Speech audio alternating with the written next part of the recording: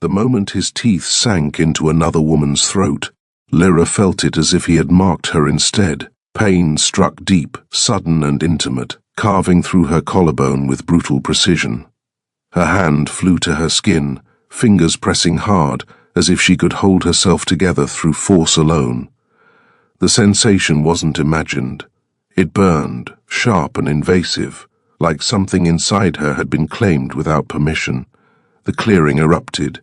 Cheers rose instantly, loud and proud, wolves stepping forward to witness the moment their alpha king sealed his future. Firelight flickered across faces filled with approval, loyalty, expectation.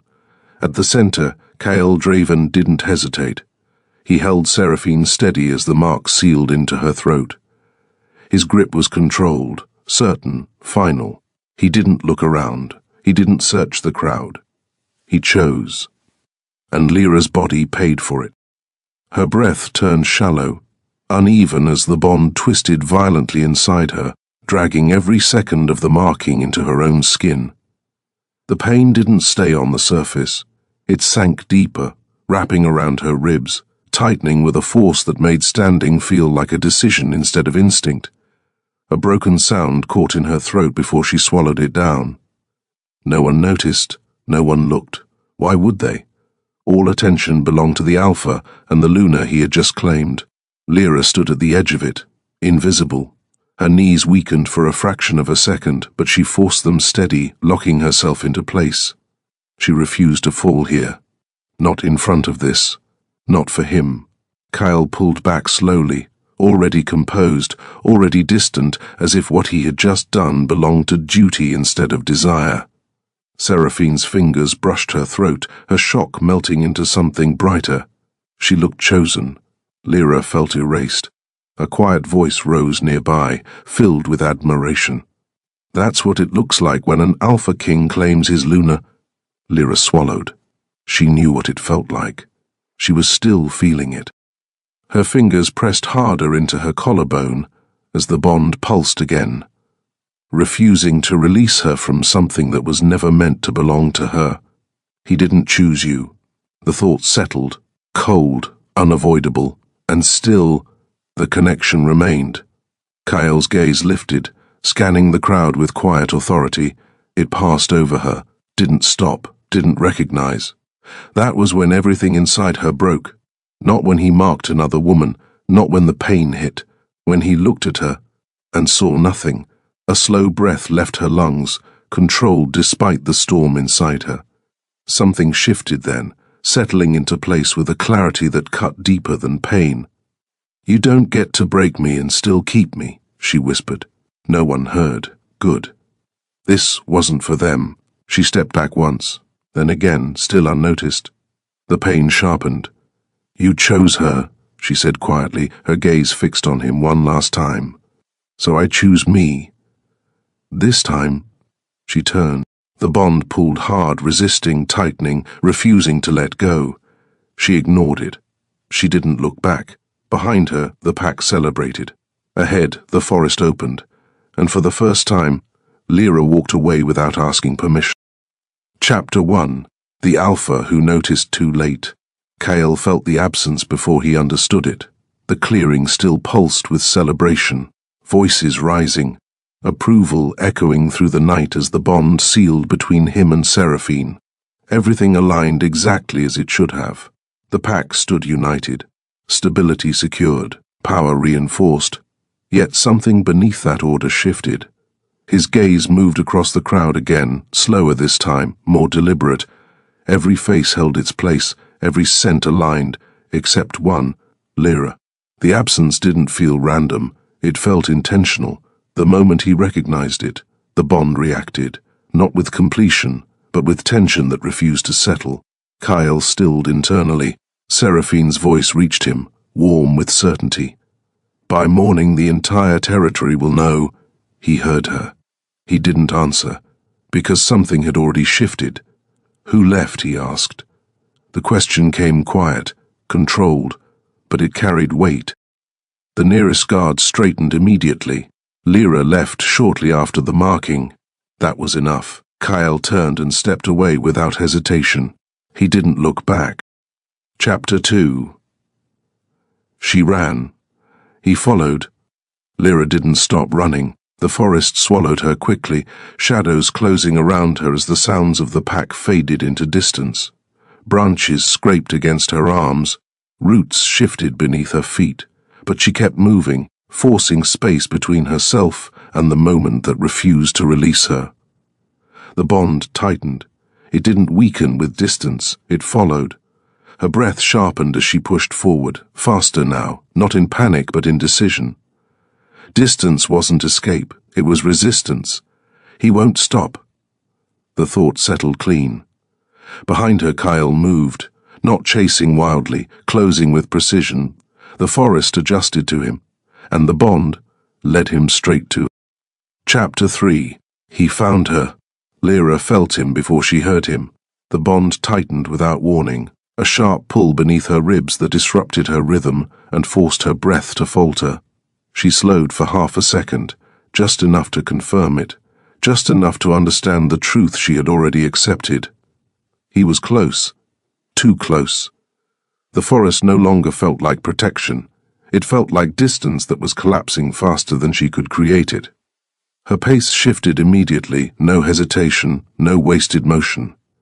She cut sharply through denser terrain, letting branches scrape and thorns catch where smoother paths would have made her predictable. Every step carried intention now. Every direction held calculation.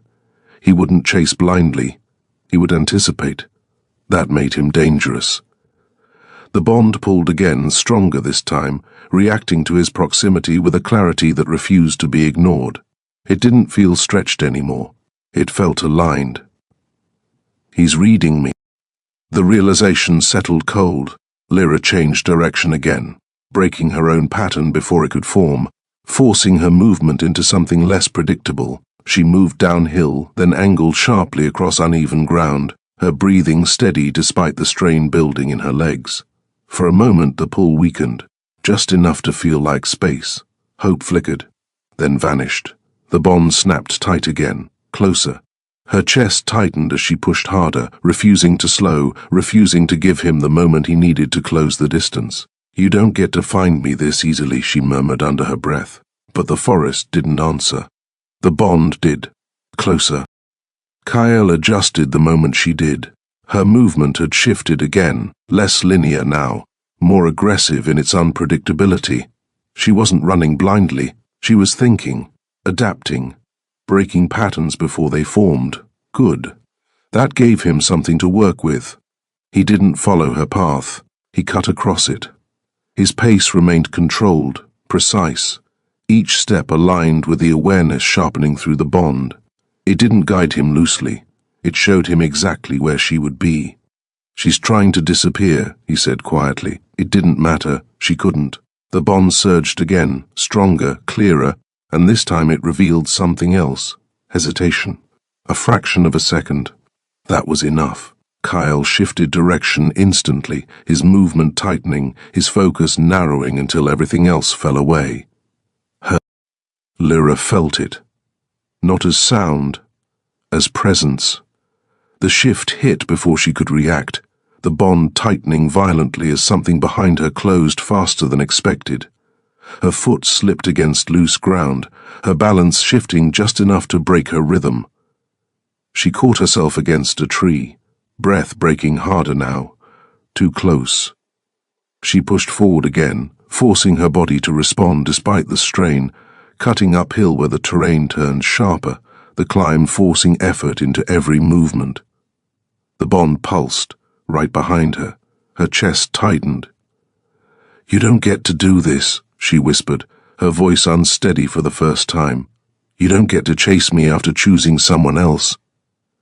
The words didn't slow him. Nothing would. Kyle reached her before she could move again. His hand closed around her arm, firm and controlled, stopping her momentum without force but with certainty.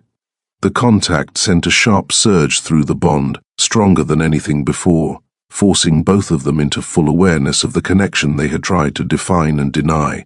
Lyra's breath shattered. She twisted instinctively, pulling against his hold, but he didn't let go. He stepped closer, grounding her movement, turning escape into confrontation in a single motion.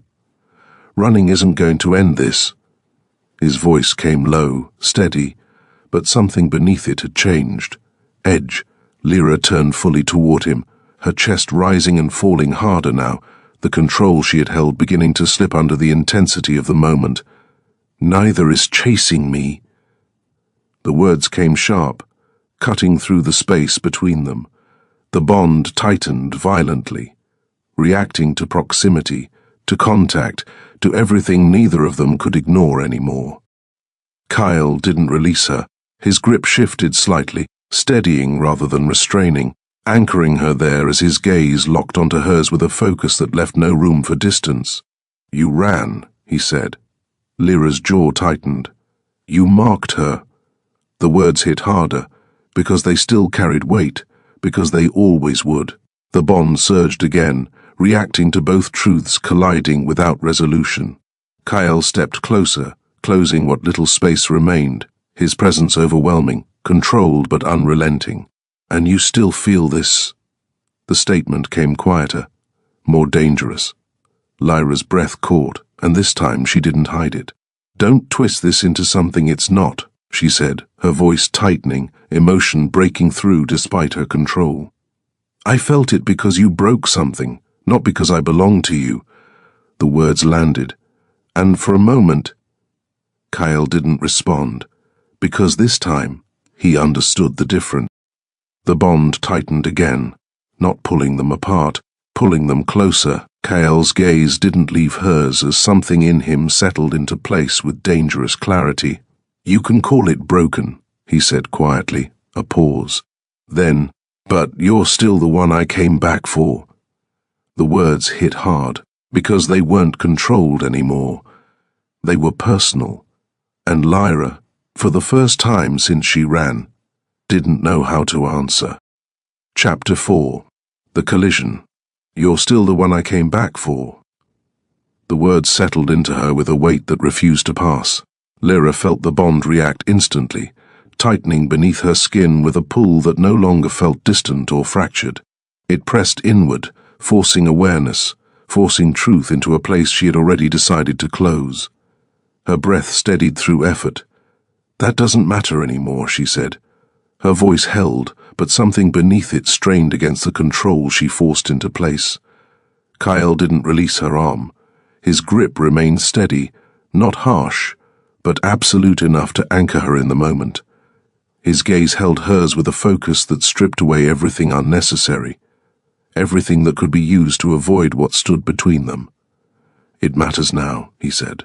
The tone stayed low. That made it heavier. Lyra's eyes sharpened, something fierce breaking through the quiet restraint she had carried for too long. "It mattered before," she said. "It mattered when you had a choice." The words struck clean. The bond reacted sharply, tightening again as if it refused to let either of them step past what had just been said. Kyle felt it fully. This time, he didn't push past it. "I made that choice without understanding what it would cost," he said. Lyra let out a breath that carried something raw. "And I paid for it anyway." The answer came without hesitation, because she had, because she still was. The bond surged again, reacting to the truth between them, tightening until the space they stood in felt smaller than it should. Kyle stepped closer, not to dominate, to remove distance. "I'm not asking you to forget it," he said. Lyra's gaze didn't soften. "You don't get to ask me for anything." The words cut, not loud, not uncontrolled, but precise enough to land exactly where they were meant to. For a moment Kyle didn't respond, because this time, she wasn't reacting. She was refusing. That difference shifted something inside him. Chapter 5. The Line She Draws. The silence between them held, charged and unstable, the bond tightening with a force that refused to settle into anything predictable. Lyra pulled her arm free. The movement wasn't violent, it was deliberate. It mattered more because of that. She stepped back, creating space where there had been none, her breathing steady again, her control returning in layers that locked into place with quiet precision. "You don't get to come after me like this fixes anything," she said. Her voice didn't rise. It didn't need to. Kyle watched her closely, his expression unchanged, but something beneath it had sharpened, something that no longer aligned with the distance he had held before. "I didn't come after you to fix it," he said. Lyra's eyes narrowed slightly. "Then what did you come for?" The question came fast, demanding, and this time, he didn't hesitate. "You." The answer landed without space for interpretation. The bond reacted instantly, tightening with a force that made Lyra's breath catch despite her control. Her jaw tightened. "That's not enough," she said. The words came quieter now, but heavier. "Not after what you did." Kyle stepped forward again, but this time he stopped before closing the distance completely. The restraint in the movement carried more weight than force ever could. "You think this started tonight," he said. Lyra held his gaze. "It ended tonight." The correction came sharp, clear, but the bond rejected it.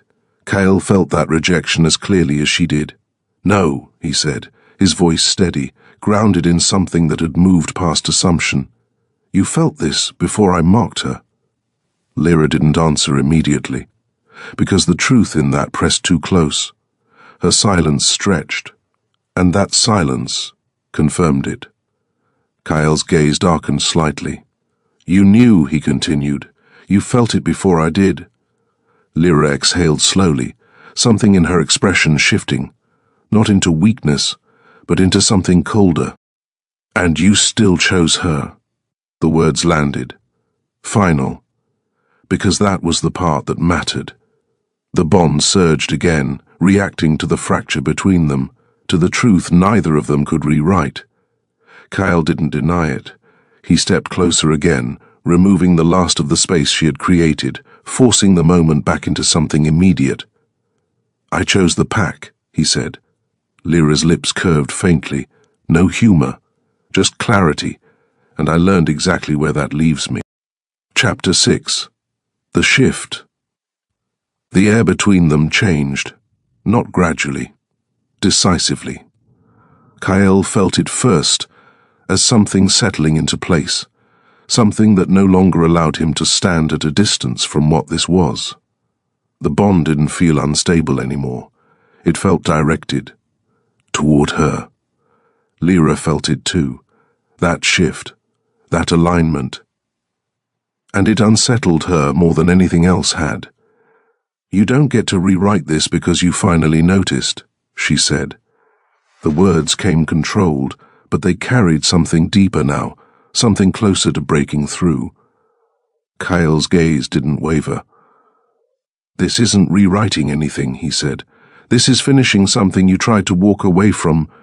The words struck, because they carried recognition. Lyra's breath slowed, her control tightening as she forced herself to hold his gaze. "I didn't leave anything unfinished," she said. Her voice steadied. "I ended it." The bond reacted sharply, tightening with a force that rejected the finality in her words. Kyle felt it, understood it. And this time, he didn't let her define it.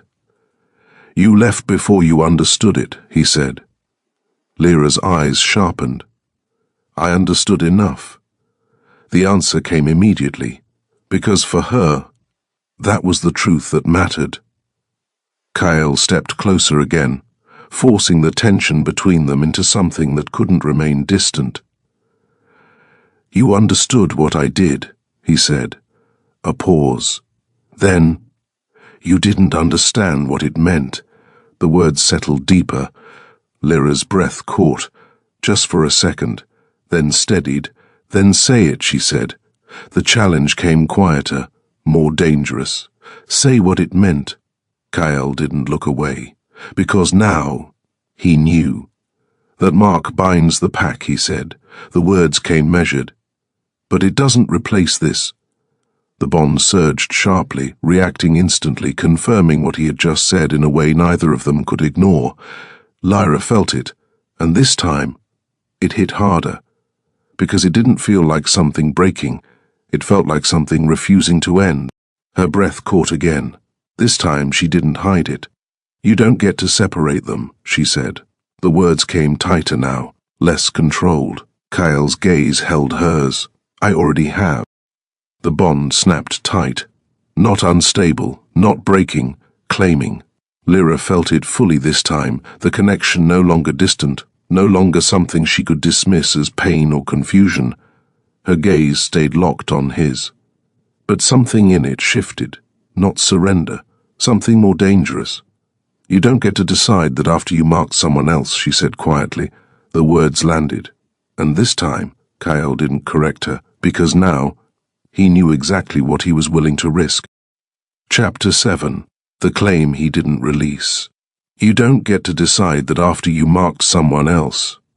Lyra's voice stayed steady, but the bond reacted as if it rejected the words entirely. The pull beneath her ribs tightened, sharper now, no longer confused, no longer fractured. It carried direction, and that direction still pointed at him. Kyle didn't answer immediately. He studied her, not as alpha, not as command, as something far more focused. "You're still reacting to me," he said. The observation landed quietly, but it cut through everything she had just said. Lyra's jaw tightened. "I'm reacting to what you did." The correction came clean, controlled, but the bond surged again, exposing the difference between intention and truth.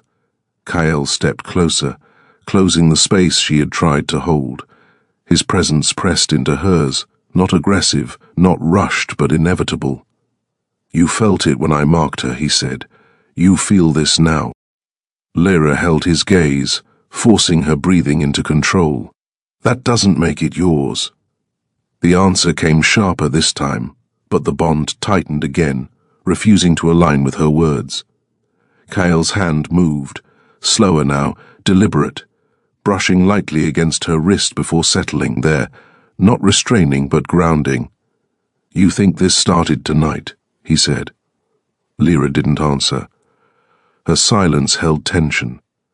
He stepped closer again, his voice lowering, carrying something more dangerous than authority. It didn't. The words sank deeper than anything else, because they reached backward, into everything she had ignored. Lyra exhaled slowly, her control tightening. "That doesn't change what you chose." The truth landed. Solid. Kyle didn't deny it. Instead, he moved closer until there was no distance left between them, forcing the moment into something neither of them could step away from. "You think that Mark ends this," he said. Lyra's eyes sharpened. "I know it does." The certainty in her voice held, but the bond rejected it instantly, tightening with a force that pulled harder instead of breaking. Kyle felt it, understood it. "That Mark binds the pack," he said. "It doesn't decide this." Lyra's breath faltered for a fraction of a second. "You already made your decision." Her voice tightened. Kyle's gaze locked onto hers. "I made one decision," he said. A pause, then, "I'm making another." The shift landed, not just in words, in the bond. Lyra felt it. Chapter 8. When the Luna arrives. The bond shifted, not between them, beyond them. Lyra felt it first as a sharp disturbance beneath everything else, something foreign pushing into the connection, stretching it wider than it should have gone. Her expression changed. Kyle noticed instantly. "What is it?" Lyra didn't look away from him. "She felt you leave." The words came quiet, certain. Kyle's gaze darkened. Seraphine. The Luna bond had formed, and now it was pulling, demanding. Lyra stepped back, breaking the proximity, her voice sharpening with urgency. "You need to go back." Kyle didn't move. "I'm not leaving." The answer came immediate, uncompromising. Lyra's frustration broke through. "This isn't about what you want. You marked her. That bond doesn't disappear because you decided I matter now." The words struck harder, because they carried truth. The bond surged violently, reacting to both realities at once. Kyle stepped forward again, closing distance she tried to create.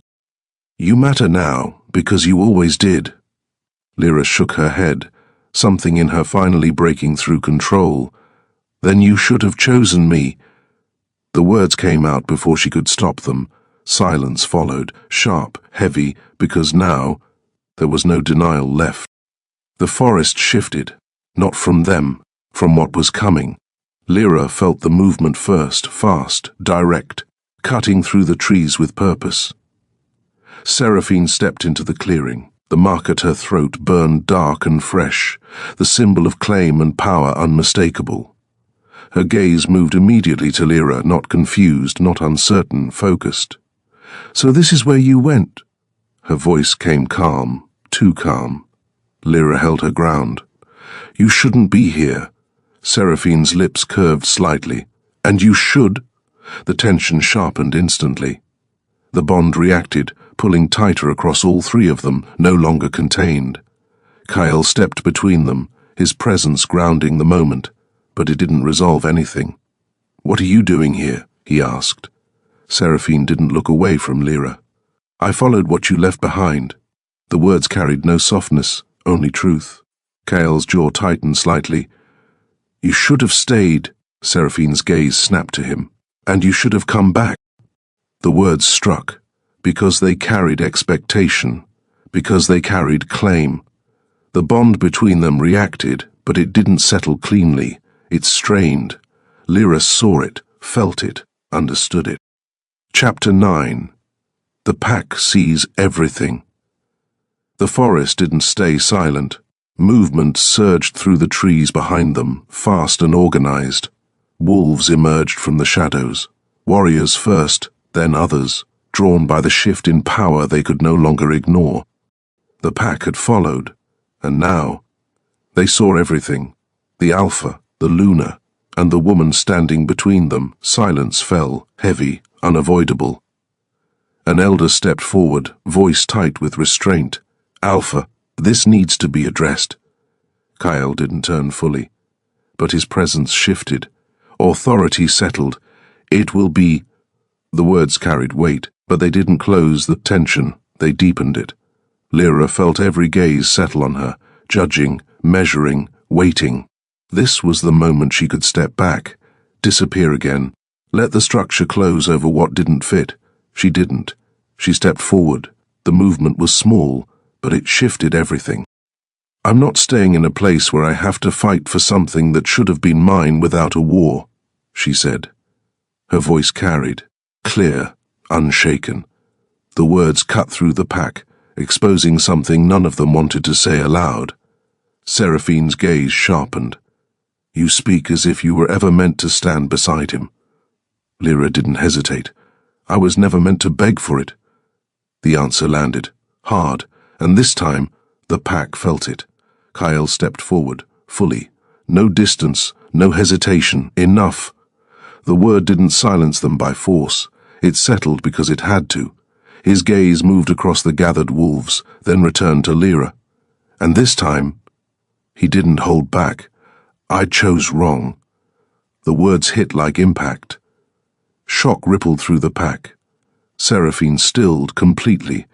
Lyra didn't move. But something inside her shifted, not toward him, toward the weight of what he had just done. Kyle's voice remained steady. "I chose what secured the pack," he said, "and ignored what would break it." A pause. Then, "I ignored her." Silence followed. Heavy, absolute, because now there was no denial left. The bond snapped tight across all three of them, not balanced, not stable, demanding resolution. Seraphine's gaze returned to Lyra, something darker settling beneath the surface. "You're the problem." The words came quiet, but final. Lyra held her gaze. "Then fix it." The challenge landed, sharp, uncompromising, and in that moment, the forest, the pack, the bonds, everything shifted toward one truth. This wasn't conflict anymore. This was war. Chapter 10. The first strike. Then fix it. The words didn't fade. They landed. Lyra felt the shift before anything moved, the bond tightening sharply as if it understood what was about to happen before the first step was taken. The forest stilled around them, tension gathering into something that pressed against the skin. Seraphine moved, not impulsively, with intention. Power rose through her in a controlled surge, the fresh mark at her throat darkening as the Lunabond responded to her will. It didn't lash out wildly. It aligned behind her, structured, reinforced by everything the pack had just witnessed hours ago. Authority. Claim. Right. You don't understand what you've stepped into, Seraphine said. Her voice carried across the clearing, steady enough to reach the wolves watching from the edges, steady enough to turn this into something larger than a personal dispute. Lyra didn't step back. I understand exactly what this is, she replied. You just don't like the answer. The air tightened. That was enough. Seraphine closed the distance in a single controlled movement, her strike aimed with precision, her intent clear. End the disruption before it spreads. She didn't reach Lyra. Kyle stepped in. His movement cut through the moment with absolute certainty, his hand catching Seraphine's wrist mid-strike, redirecting her force without struggle. The impact echoed through the bond, sharp and destabilizing, forcing every wolf present to feel the shift. Enough. The word settled low. Final. Seraphine stilled in his hold, her gaze lifting to his, something sharp breaking through her control. You're stopping me. The words came quieter now. Dangerous. Kyle didn't release her immediately. That wasn't a request. His tone didn't rise. It didn't need to. Lyra felt the shift settle fully, not implied, not uncertain. He had chosen where to stand. Seraphine felt it too. Her expression hardened, something colder replacing the certainty she had carried into the clearing. You're choosing her, she said. The accusation didn't rise. It settled into truth. Kyle's grip tightened slightly, anchoring the moment. I'm stopping you. The distinction didn't soften the impact. That's the same thing. The bond snapped tighter across all three of them, reacting violently to the fracture, pulling in directions that refused to align. Lyra felt it surge through her, and this time, something inside her answered. Chapter 11. The bond breaks open. The pressure didn't stay external, it turned inward. Lyra's breath caught as something shifted beneath her ribs, the bond tightening in a way that felt different from before. It no longer dragged her toward him. It pressed outward, as if something within her had finally reached the point where it refused to stay contained. Kyle felt it immediately. His attention snapped to her, his grip on Seraphine loosening just enough for the moment to tilt. Lyra. He didn't finish, because the change didn't wait. The air around her shifted, subtle but undeniable. The forest reacted first, the quiet deepening as if something older than the pack itself had recognized her. The ground seemed to hold still beneath her feet, the night pressing closer instead of receding. Seraphine felt it next.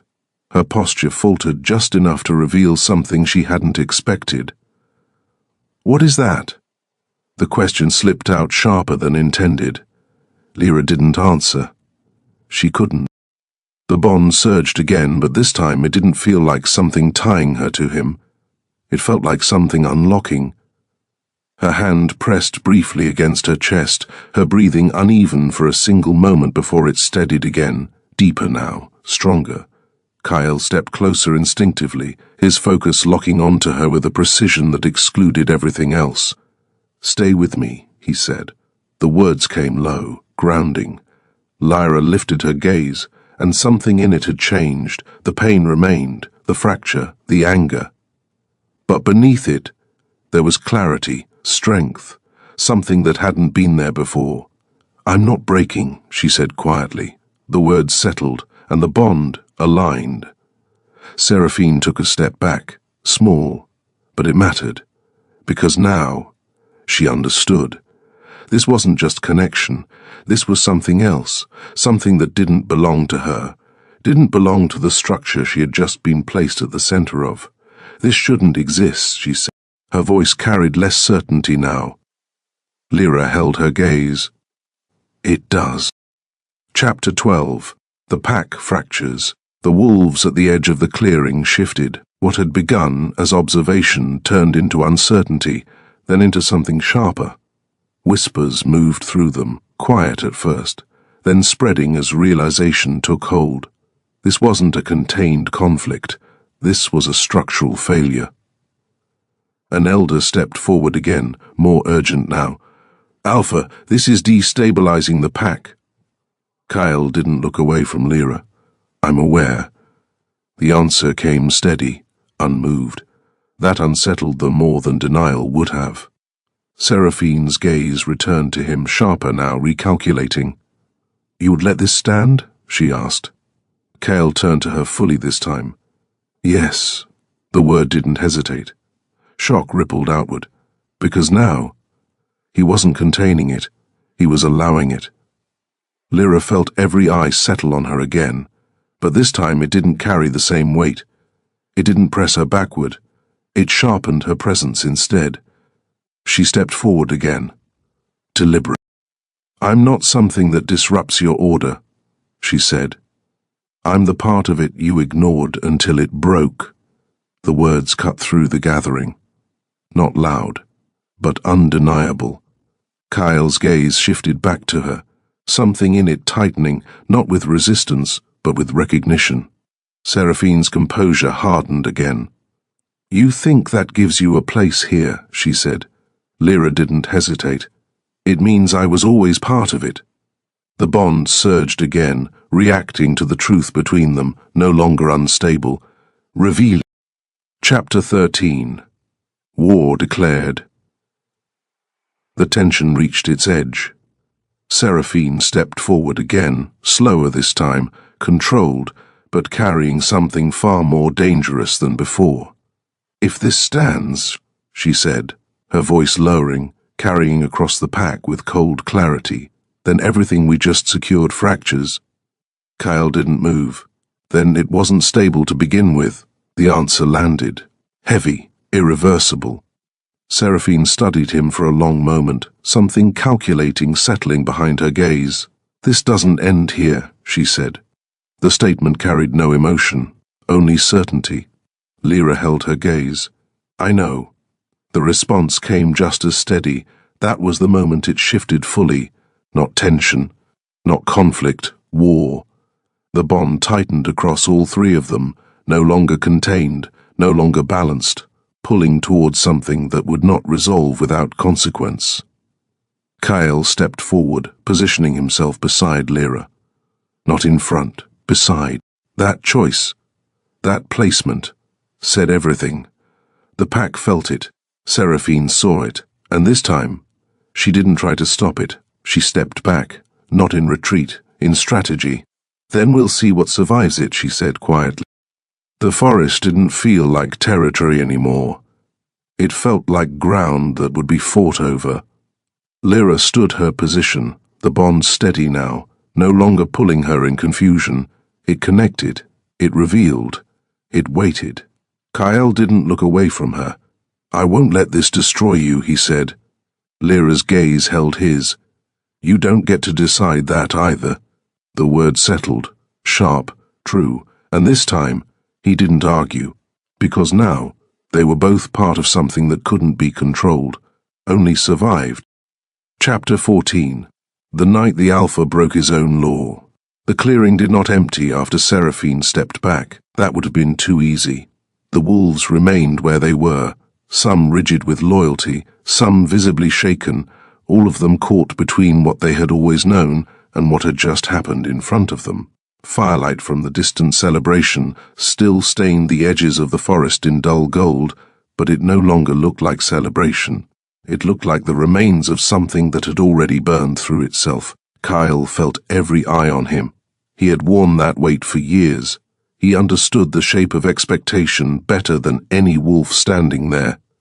He knew how authority should move, how leadership should speak, how an alpha king was meant to close a fracture before it became visible.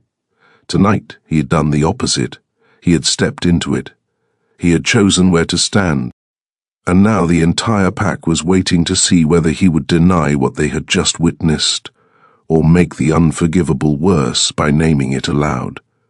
Lyra stood beside him, not behind him, not within his shadow, and that mattered more than any speech he could give. He could feel the change in her through the bond, no longer jagged in the way it had been at the beginning of the night. The pain remained. The betrayal remained. But beneath both, something stronger had taken root. She was no longer simply enduring the moment, she was standing inside it. That unsettled him in ways he did not show. An elder stepped forward again, this time without the caution of someone seeking permission. Age had stripped him of fear and polished him into bluntness. "Alpha," he said, voice carrying enough to still the whispers gathering along the edges of the clearing. "This cannot remain unresolved. The Luna has been marked. The pack witnessed it. The alliance has already been sealed." Kyle looked at him fully. "Then perhaps the alliance should have been built on something stronger than appearance." The words landed like a strike. Several wolves stiffened. One of the younger warriors actually looked at Seraphine before he caught himself, as though the thought had moved through him before discipline could stop it. Seraphine noticed. Of course she did. She stood with perfect posture, the mark on her throat dark against her skin, the visible symbol of everything the pack had just celebrated. She had regained her stillness, but Kyle knew enough about people who held power carefully to recognize the danger in her composure. She was not retreating into hurt, she was reorganizing it. When she spoke, her voice carried beautifully. That, more than anger, made it dangerous. "You are speaking as if this is a private disagreement," she said. "It is not. You marked me before the pack. You gave them a Luna. You tied your authority to mine. You tied mine to theirs. If you make a spectacle of undoing that tonight, you do not merely embarrass me. You weaken every promise this territory rests on." Kyle heard the intelligence in it, so did everyone else. This was why she had been chosen. She understood structure. She knew how to turn perception into pressure and duty into leverage. In another life, another version of the night, he might have admired it. But admiration was not the problem. Lyra said nothing, yet the bond sharpened around that silence, and Kyle knew without looking that she had heard the deeper meaning in Seraphine's words. She was being reduced again, not named as a rival, not even as a person. She was being framed as chaos, as error, as threat. He had allowed that kind of silence before. Not tonight. "This is not spectacle," he said, and his voice changed the air. Wolves who had begun to shift stilled where they stood. "This is consequence." Seraphine's gaze hardened. "Consequence for whom?" Kyle did not answer immediately, because the answer had already moved through him and settled into something he could no longer evade. When he spoke, he made no effort to soften it. For me, that struck harder than if he had named anyone else, because now the pack understood what he was doing. He was not merely defending Lyra, he was placing the failure inside himself and forcing the pack to see it there. An alpha, who named his own error in front of his wolves, did one of two things. He either lost them, or he bound them more deeply because the truth had become harder to deny than loyalty. Lyra turned her head slightly then, finally looking at him fully instead of at the wolves or at Seraphine. He felt the movement like a shift in the current of the bond. Her gaze was unreadable at first, then it sharpened with something quieter and more dangerous than anger. "You do not get to save me by destroying yourself in public," she said. The words were soft enough that only those nearest heard them, but the bond carried them through him with brutal clarity. Kyle looked back at her. "This is not about saving you." Lyra's expression barely changed, but he knew her well enough now, too late perhaps, but well enough, to feel the edge beneath her stillness. "Then what is it about?" He held her gaze a second too long, and in that second, the answer became visible even before he spoke it. It is about refusing to lie any further. The bond tightened. Lyra inhaled slowly, and he knew she had not expected that. The elder stepped forward again, pressing because the moment demanded a structure, and he could not bear the absence of one. Then speak plainly, Alpha. Are you rejecting the Luna? Seraphine's head turned just enough to catch the question, and for the first time that night something fierce flashed across her face before she mastered it. She did not want the question asked publicly because she understood what public questions did. They created witnesses. Witnesses created memory. Memory hardened into law faster than blood. Kyle let the silence hold long enough to become unbearable. Then he said, "No." The clearing exhaled. Seraphine's shoulders did not visibly drop, but relief moved across the wolves nearest her like wind through leaves. And then Kyle continued, "I am rejecting the assumption that the mark settled everything." Relief died where it stood. Seraphine's expression went still again, but it was the stillness of someone who had just realized she was no longer standing on stable ground. The pack felt it too. Kyle could see it in the way their attention sharpened, in the way no one shifted now without thinking. Lyra did not look relieved. That mattered, because she understood before the others did that he was not offering resolution. He was widening the wound.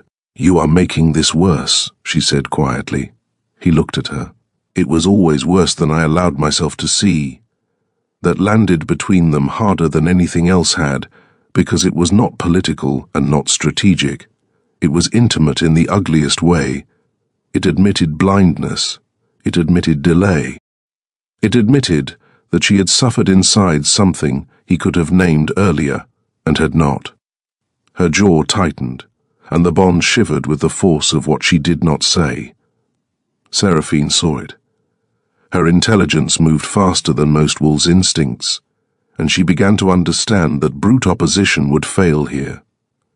Kael had already moved too far into truth to be dragged back by image alone. So she changed tactics. She turned away from Lyra and addressed the wolves. "What he feels," she said, her voice controlled, almost mournful, "does not change what stands in front of us. A pack cannot be ruled through divided bonds. A king cannot fracture his household and expect the territory to remain untouched. If he insists on carrying unresolved claims into the center of this pack, then every enemy beyond these trees will smell weakness before dawn." That was clever. It did what accusation could not. It made Lyra an external problem. It invited fear. It shifted the question away from love or betrayal and toward survival. Several warriors reacted instantly. Kyle saw it in the lift of their shoulders, in the way they looked not at him but outward, toward borders, neighboring packs, old rivalries. War had entered the clearing before the first order was given, and Lyra felt it. He knew because the bond changed again, not inward this time but outward, wider, as if whatever had awakened in her was not limited to him at all. Her stillness deepened. The forest around them seemed to listen. Then she stepped forward, not toward Kyle, toward the pack. That alone stole the next breath from half the clearing, because Lyra had never moved like this in public.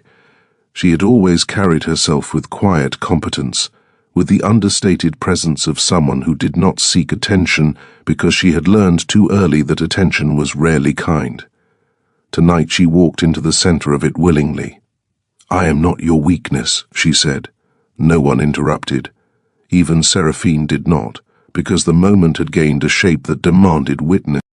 Lyra's voice did not rise, yet it carried farther than it should have, as though the forest itself had decided not to swallow it. "You do not get to name me the crack in a structure that was already failing. You do not get to call me danger, because the truth arrived in a shape you do not control." The words moved through the wolves like fire, finding dry roots underground, invisible at first, then impossible to miss. Seraphine's gaze sharpened, but Lyra didn't look at her now. She looked at the pack. "At the center of this is a simple thing," she said. "He chose duty over honesty. He chose stability over truth. That was his decision. My existence did not create it. His silence did." The elder stared at her with something like shock. Several of the younger wolves looked stricken because the thing she had just done was larger than defiance. She had placed the moral failure where it belonged, inside the seat of power, without begging to be excused by it. Kyle felt the impact of it in his own chest, and because he felt it, because he knew the pack did too, he made the decision that would later be remembered as the point where the old structure truly broke. He moved to stand beside her, not in front, not as shield, beside. The clearing changed around that choice. Seraphine saw it, and for the first time allowed some of the steel beneath her grace to show. "You are handing them a divided throne." Kyle's answer came without delay. "Then they will have to decide whether they want a throne built on lies." That was the moment the pack split. Not cleanly, not formally, but in the subtle, irreversible way real fracture begins, in glances, in breath, in whom a wolf turns toward when power grows unstable. Some looked at Seraphine because order still mattered, and she embodied it. Some looked at Kyle because authority, once embodied fully, is difficult to abandon even when it wounds. And some, fewer, but not as few as anyone had expected, looked at Lyra. She felt them. He knew she did. The bond widened again, and what had once been only pain between them had become something broader, more dangerous, something that seemed to listen not only to him, but to the currents of the territory itself. Seraphine felt that too. It changed her eyes. Not fear, calculation. She was too intelligent to panic publicly. Instead, she stepped back and let the clearing watch her become colder. "This will not end here," she said. Lyra finally looked at her. "No," she said, "it starts here." The simplicity of it hit harder than a threat. Kyle saw exactly what Seraphine saw. In that moment, Lyra was no longer merely the woman who had been overlooked. She was becoming the axis around which the unresolved truth of the pack would turn. That could not be tolerated by anyone who wanted the old order to survive unchanged. And because Seraphine understood power, she did not strike again. She withdrew, not from weakness, to prepare. When she turned and walked back toward the heart of the packlands, a cluster of wolves moved with her almost unconsciously. The old order had just found its center of resistance. The rest stayed. Kyle watched her go, then looked at the pack that remained. "No one speaks of this beyond the territory tonight," he said. One of the warriors, young enough to still confuse courage with speed, said, "They will know by morning anyway." Kyle turned his head slowly. "Then dawn will come with my words, not with your fear."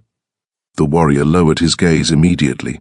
Orders began to move after that, sharp and disciplined, but the clearing had already changed too much for discipline to hide it. Scouts were redirected, elders summoned, inner circle wolves sent for. No one asked why Lyra was still standing beside him. That question had already answered itself. At last the clearing began to thin. The wolves withdrew in controlled waves, each one carrying the night away inside memory that would harden before sunrise. Lyra waited until the last of them disappeared before she spoke. "You should have let her hit me." Kyle turned to her, the night suddenly quieter without witnesses. "No." The answer came too quickly for strategy. Her gaze lifted to him. "That would have been easier." He looked at her for a long moment. "For whom?" Lyra gave a quiet, bitter breath. "For everyone." He stepped closer. Not enough to crowd, enough to refuse the distance she tried to make moral. "You are not everyone's sacrifice." The bond tightened, and he felt the exact second the words reached whatever new strength had awakened inside her. "It was easier when you didn't notice me," she said. That hit harder than accusation, because it came from a place too tired to perform anger well. Kyle absorbed it without looking away. It was simpler. Her mouth curved without humor. "That's a cruel word for what you did." "Yes," he said. The honesty of it startled them both. The bond shifted. It did not soften, but it changed. Not comfort, recognition. Lyra looked away first, toward the deeper forest. "If the pack turns against me, I won't stay to watch it." Kyle's voice lowered. "You won't leave alone." She looked back at him. "You don't get to decide that." He knew the shape of the argument already, knew how she would resist control even when the ground beneath them had become too unstable for freedom to be simple. So he did not argue. Instead, he said, "Then decide it with me." That unsettled her more than command would have. Before she could answer, the bond jolted sharply in both of them. Seraphine. Not near, not approaching, doing something. Kyle felt the nature of it almost instantly. She had gone to the inner circle. She had not retreated into grief. She had moved to secure law, loyalty, and narrative before Dawn could make the truth uncontrollable. Lyra saw it in his expression. What is she doing? Kyle's gaze shifted toward the heart of the Packlands, turning my silence into her weapon before I can speak. Lyra's own expression. The new force within her moved again, subtle but undeniable. "Then you're already late." Kyle looked at her.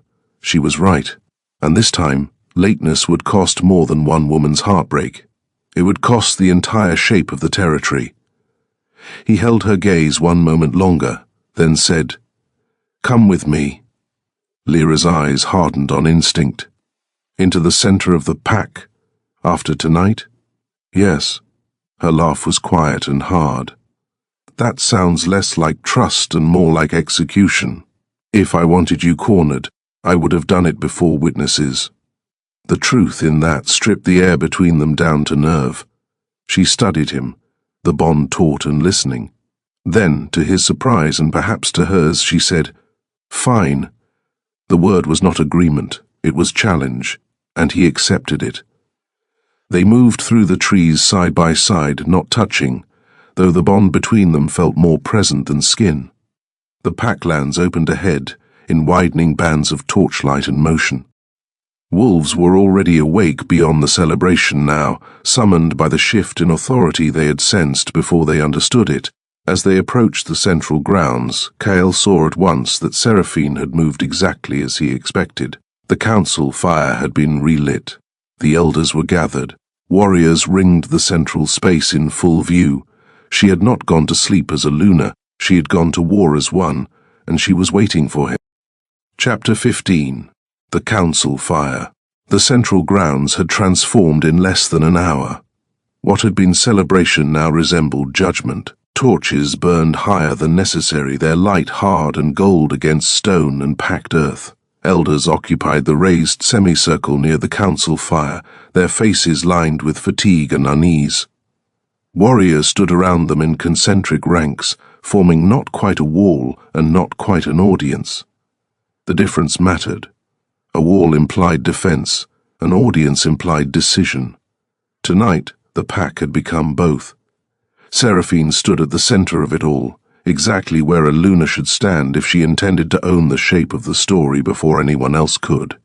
She had changed into a dark ceremonial cloak that left the mark visible at her throat, as if she understood the power of reminding every eye in the clearing that blood had already spoken publicly, whether the heart had or not. When Kyle and Lyra stepped into the torchlight together, the entire gathering shifted with a force so immediate it felt physical. No one gasped. The wolves who mattered had too much discipline for that, but silence struck the grounds like impact, and every head turned. Kyle did not slow, Lyra did, only by a fraction. He felt it through the bond, the old instinct to disappear colliding with the new strength that refused to bend. She had spent years being overlooked. Walking beside him into the center of the pack after everything that had happened tonight was not just difficult. It was violent in a quieter way. He lowered his voice without looking at her. "You can leave now if you want," she answered with enough edge to draw blood. "If I leave now, they'll call it guilt. Then let them choke on disappointment." Her breath almost caught, Almost. But she stayed. That mattered more than either of them said. An elder rose, old enough that the motion should have been slow, but tonight outrage sharpened him. "Alpha King," he said, voice carrying clearly across the grounds. "You stand before your council with the newly marked Luna present, and the cause of this unrest at your side." Lyra's spine straightened beside Kyle. He heard the phrase and stored it like a blade. Cause of this unrest. It was exactly the narrative Seraphine had wanted laid down first. Not Lyra's name, not her personhood, her function as disruption, her reduction into problem. Before Kyle could respond, Lyra did. "My name is Lyra Vale." The words cut through the elder's phrasing before it could settle permanently into the clearing. Every eye shifted to her. She stepped forward by half a pace, enough to claim the sound of her own name without forcing the movement into challenge. The strength in it came from precision. "If you are going to discuss me as if I am central to the fracture in your pack, then you can at least call me what I am." The elder stiffened. Several younger wolves looked startled, but Kale saw something else move through the council. Respect, reluctant and unwilling, but real. Wolves understood courage best when it came without embellishment. Seraphine did not look rattled. If anything, her gaze sharpened with appreciation for the danger Lyra posed when she stopped disappearing. "Very well," Seraphine said smoothly. "Lyra Vale, then. The woman my alpha left me to follow on the same night he marked me before this pack." The words landed cleanly because they contained no raised emotion. She did not need fury. Truth, arranged correctly, cut harder than rage. Murmurs moved through the gathered wolves. Kale stepped into them before they could spread. "I left because the matter was not finished." Seraphine's gaze turned to him, and for the first time there was something close to open contempt beneath the composure. "You marked me. That was supposed to mean something finished." The bond between them strained. Kale felt it clearly now. Not absent, not broken, but structured in a way that resisted intimacy. It was a political bond given teeth and blood. It had force. It lacked center. Lyra felt that too. He knew she did because the bond between them tightened the moment Seraphine said "marked me," not with jealousy exactly, but with the memory of pain and the knowledge that no truth spoken here could erase it. One of the council elders spoke next, his tone more cautious. "The pack requires clarity, Alpha. Is the Luna's place secure?" There it was. Not morality, not feeling, place. Kyle looked at the fire instead of at Seraphine, because flames had always made honesty easier. They were incapable of pretending to be anything other than what they consumed. "Her place," he said slowly, "depends on whether this pack wants security built on ritual alone, or stability built on truth." The grounds stirred again. Seraphine stepped forward, her cloak shifting like shadow around her. "Do not make the mistake of turning your regret into philosophy. You chose me in front of them because you knew what leadership required." Kyle looked at her fully now. "I chose you because I believed the pack needed what you represented." "Needed," she repeated, the word soft and deadly. Past tense? He did not answer at once, and that was answer enough. The elders felt it. The warriors felt it. Lyra felt it. The entire territory might as well have leaned inward. Seraphine's control hardened, becoming something colder than grace. "Then say it clearly, Kale. Say in front of your council that the woman you marked as Luna is now an inconvenience to a bond you ignored until it became impossible to deny." Lyra inhaled sharply beside him, not because the words were false, but because they were brutal in their precision. Kyle turned his head toward her. She did not look at him. Her gaze stayed fixed ahead, jaw tight, eyes steady in the way they always were when pain had moved too deep to display itself cleanly. He understood then that if he let Seraphine define this for the pack, Lyra would survive it. She had survived worse. But survival was no longer enough. Kyle stepped forward until he stood at the center of the firelight, squarely in view of every wolf gathered. "No," he said. The ground stilled, then he continued. and his voice carried without effort, because wolves had always listened best when truth sounded like a wound opening. She is not an inconvenience. She is the truth I ignored because I thought power could be arranged like stone and blood could be directed where it was most useful. He turned then, not toward Seraphine, toward Lyra. The clearing felt the shift and held its breath. I was wrong. The word struck more violently than any roar could have. Lyra looked at him at last, and what he saw in her eyes did not resemble surrender or even hope. It resembled damage being seen too late. That was worse. Seraphine's face did not crumble. Kyle gave her that much respect. She did not break in public. But fury changed the architecture of her beauty. It took something elegant and sharpened it into purpose. "You are humiliating your Luna before the pack," she said. Kyle did not look away from Lyra when he answered. "No, I'm humiliating myself before the pack."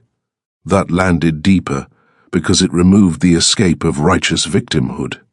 If Seraphine attacked now, she would be attacking a man who had already placed the blade in his own ribs publicly. She knew it. So instead of anger, she used law. "You swore by blood," she said. "If you weaken the Luna bond publicly, rival territories will scent instability before dawn. Challenges will come. Border pacts will test us. The Council will be forced to choose whether this territory is still ruled by an alpha or by his guilt." A murmur moved through the elders. This was the real battlefield now. Kyle answered without delay. "Then let them come." That shook the grounds more than the confession had. Because warriors understood what those words meant. It was not metaphor, it was readiness. Border tensions, old rivals, ambitious sub-alphas. Every one of them would smell opportunity in divided leadership. Lyra turned fully toward him then. Her voice was low enough that only those closest heard it, but the bond carried it through him with lethal clarity. "You would risk war for this." He met her gaze. "I risked worse by pretending it was nothing." The bond tightened, and for the first time that night the pain inside it began to take on another shape, not forgiveness. Nothing that easy, but something larger than immediate hurt. Something like the dangerous beginning of belief. Lyra seemed to feel it too, and it frightened her. Good, he thought grimly. It frightened him as well. Seraphine saw the moment between them and understood exactly how perilous it was. Her instincts were excellent. She no longer tried to cut Lyra out directly. Instead, she turned to the Council. "If he speaks from guilt, this pack bleeds for it," she said. "If he speaks from truth, then he confesses he took a Luna in bad faith. Which law do you prefer to break first?" Smart. It forced the elders into legal fracture. They began speaking over one another. Blood law, territorial alliances, the sanctity of public marking, the authority of the Alpha King, the instability of divided bonds. The council fire stopped being symbolic and became what it had always been when power frayed, a furnace where the language of order was used to disguise fear. And through all of it, Lyra stood. She did not speak again immediately.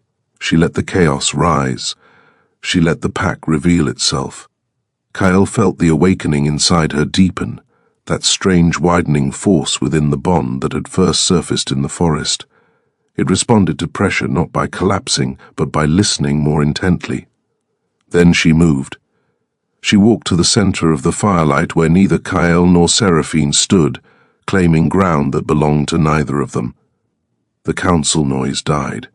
That was the measure of how far the night had shifted. "If all of this rests on whether I exist quietly or visibly," she said, "then your structure was weak long before I said a word." No one interrupted.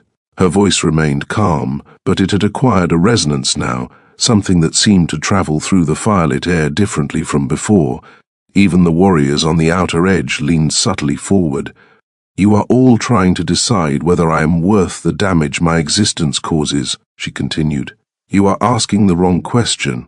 Ask instead why a pack can be shaken so completely by a truth one woman had to carry alone for years." The elder who had first called her unrest looked as though he had been struck. Seraphine, to her credit, did not attempt to belittle the point. She understood too much for that. Instead, she said, "Truth without structure becomes destruction." Lyra met her gaze. "Then perhaps destruction is what weak structures deserve." That did it. The force inside her broke fully open. It was not dramatic at first. No lightning split the sky. No wolf roared. The council fired only slightly, but enough that every wolf in the clearing saw the flames lean toward her. Silence dropped so hard it felt physical. Kyle felt the power through the bond before he saw the fire move. It did not belong to him. It did not belong to the lunar bond. It did not feel pack-born at all. It felt old, wild in a disciplined way, responsive to truth perhaps, or to will stripped clean of fear. Lyra herself seemed startled by it, but she did not step back. The firelight deepened across her face, sharpening the calm fury in her expression until she looked less like a woman caught in a power struggle, and more like the force that had finally emerged when the struggle became unbearable. A warrior whispered, "Moon blood." Another hissed for silence, but it was too late. The word had entered the clearing. Seraphine heard it. Kyle heard it. Lyra heard it. And all three of them understood the danger immediately. Moonblood wasn't a title spoken. It referred to an old line, half history and half superstition. Wolves said to carry power that did not come from rank but from older covenantal things.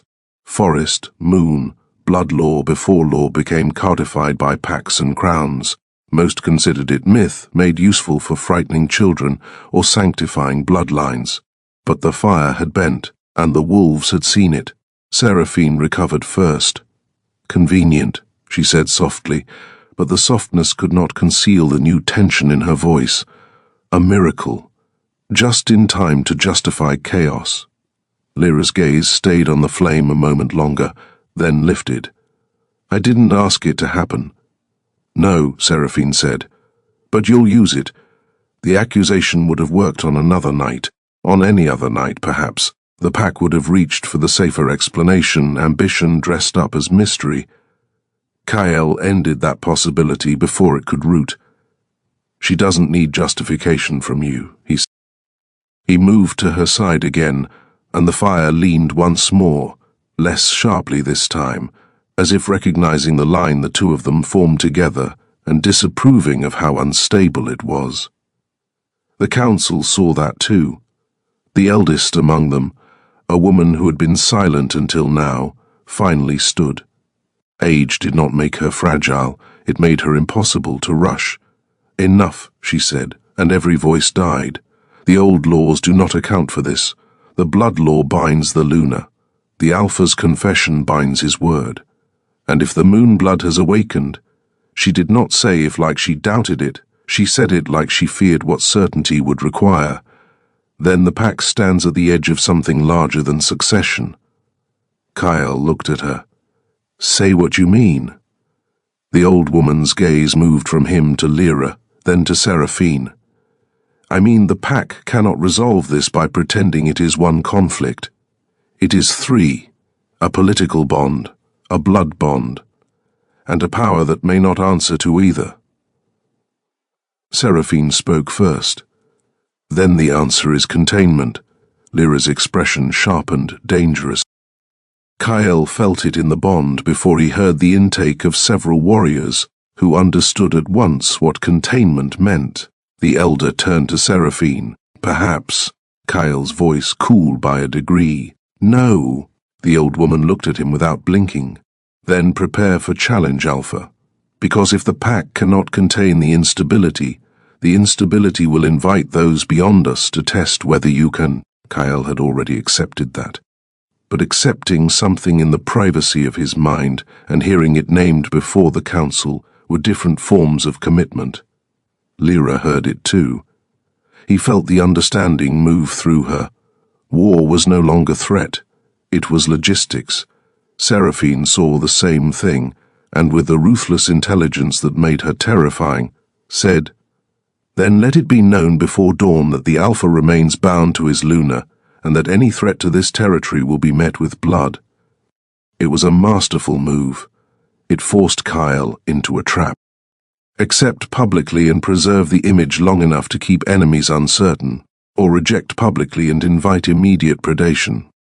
He should have accepted. Every instinct trained by leadership told him so. Instead, he looked at Lyra.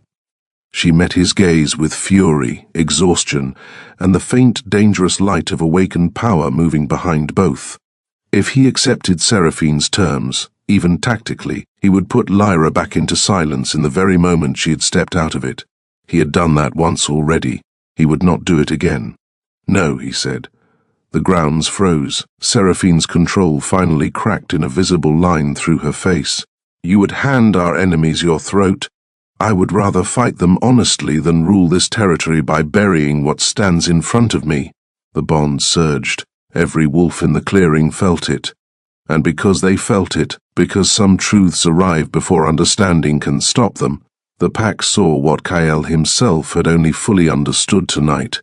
He was no longer merely attached to Lyra. He was already lost to her. That was the moment dominance changed shape. It was no longer the dominance of a king imposing order. It became the far more dangerous dominance of a man willing to reorder the world around a truth he had finally stopped denying. Lyra felt that realization too, and for the first time since he had found her in the forest, fear passed through the bond from her side. Not fear of him, fear of the scale of what he was prepared to do. He stepped closer, voice low enough that only she heard. Say you want me to stop. Her eyes lifted to his, bright with anger, and something much more fragile beneath it. And if I do, I stop. That answer shook her more than command ever could, because it meant the choice had moved, because it meant he was giving her the power to halt something he had already begun reshaping with his own hands. Her breath caught, the bond tightened, listening, and she did not say it. Chapter 16. The first challenge. The horn sounded before dawn. Low, long, foreign. Every wolf in the central grounds turned toward the eastern border as one. The sound rolled over the packlands with the heavy warning note that never meant curiosity and always meant test. Seraphine closed her eyes for half a second, as if the universe had proved her right too quickly even for satisfaction. When she opened them again, her gaze found Kyle with cold precision. They smelled it. Kyle did not answer, because he was already issuing orders. Scouts east, inner circle to arms. Border guards doubled. No one leaves central grounds without command. The pack sprang into motion because whatever else had fractured, training still held. Warriors moved fast, elders regrouped, messengers broke in every direction. Kyle turned to Lyra. You stay here. She stared at him. No. The answer came before he finished meaning the command. Lyra, no. Her voice was lower now, but stronger, and the old deference had burned away completely. You don't drag me into the center of this. Wake something in me your pack will fear. Tell the entire territory the truth, and then put me behind walls while you bleed for it. The bond surged, wild approval from his side, sharper resistance from hers. He knew she was right. That didn't make it easier. Seraphine approached before he could answer, warriors falling aside for her because the mark on her throat still carried force even in fracture. Take her to the inner keep, she said. If the border challenge is as immediate as it sounds, the last thing this pack needs is an awakened unknown standing visible when fear is highest. Lyra's expression turned glacial. Say containment to my face this time. Seraphine did not flinch. I'm saying survival, and I'm hearing fear. Kyle stepped between them before the exchange could become something worse. Enough. Lyra doesn't go anywhere under guard. Seraphine's eyes narrowed. Then you are choosing risk again. Kyle looked at her directly. I have not stopped. He turned back to Lyra. You stay near me. She held his gaze for a long beat, then nodded once. not obedience. A negotiated refusal to vanish. That was the best he was getting. The Eastern Scouts returned faster than expected, which told Kyle everything before they opened their mouths. A fast return meant the enemy had not bothered with subtlety. A border pack delegation had crossed the line openly. Not raiders, not yet. A formal challenge party. The wolves gathered in the central grounds understood the significance immediately. This was not just opportunism, this was theatre. Rivals had smelled weakness and decided they wanted witnesses when they tested the throne. Kyle welcomed them inside the boundary. Several elders protested at once. He overruled all of them. If they came to smell blood, he said, "Let them do it where I can see their faces." That was the sort of answer that reminded the pack why he had ruled uncontested so long. Crisis had a way of burning hesitation out of him until only the blade remained. The challenge party arrived with sunrise. They were led by Alpha Tarek of the Stone Hollow borderlands, a man Kyle knew too well, broad, silver-eyed, disciplined in the public way dangerous men often are, his politeness always balanced just above insult. Behind him came 6 wolves and 1 elder woman whose function was obvious. Witness, record, carry the truth home with ceremonial weight. Tarek took in the grounds quickly. The council still assembled, warriors armed, Seraphine visibly marked, Lyra visible beside Kyle, and smiled the way predators do when they enter a room and realize the meal has already been wounded. "Alpha King," he said, bowing just enough to avoid open offense. "We heard your celebration carried far." Kyle's expression did not shift. "You crossed my border at dawn to comment on noise."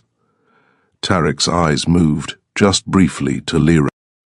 "I crossed because I heard the noise change before the fires died."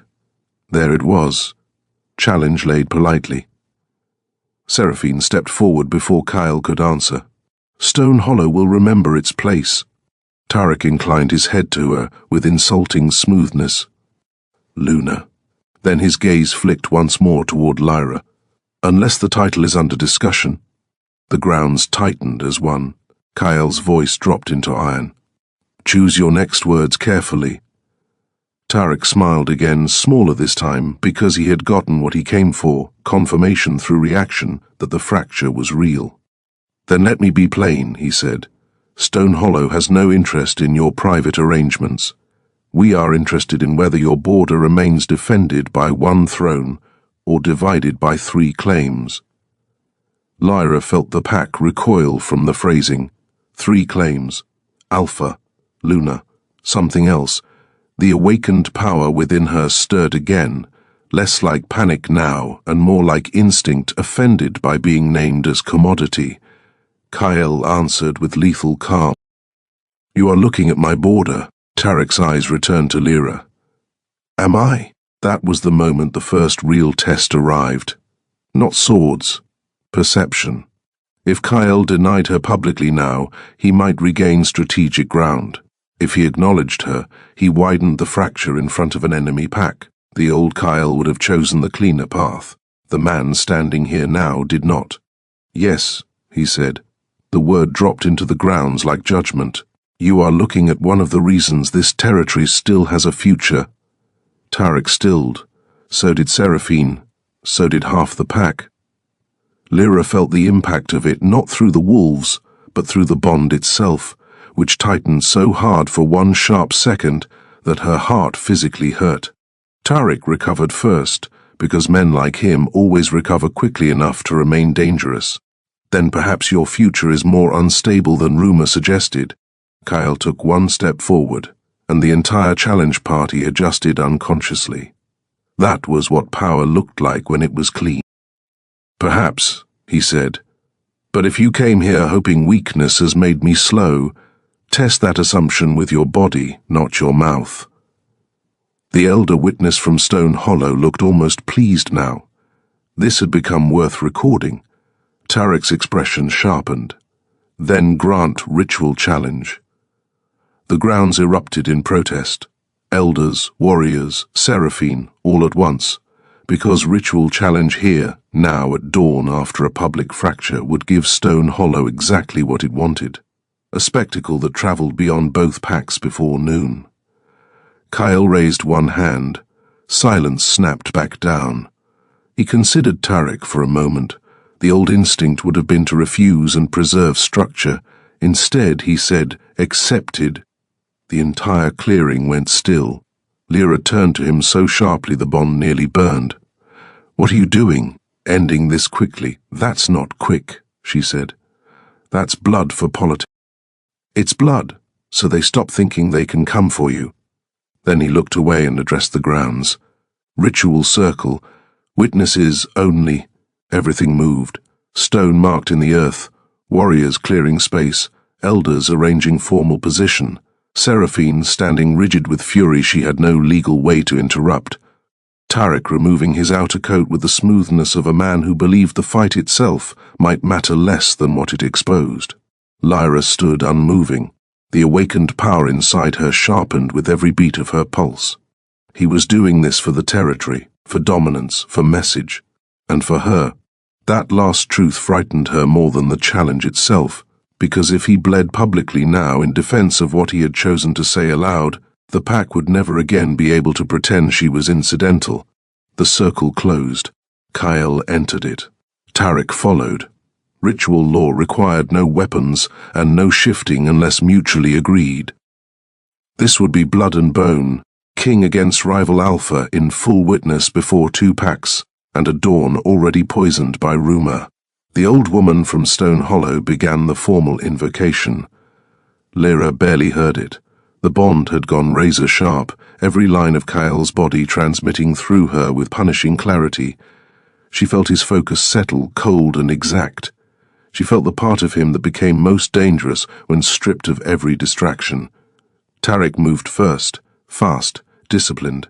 Kyle met him harder. The impact of the first strike cracked through the circle like split timber, and the pack exhaled as one. Tarek was strong, but Kyle fought as if something more intimate than pride had entered his bloodstream.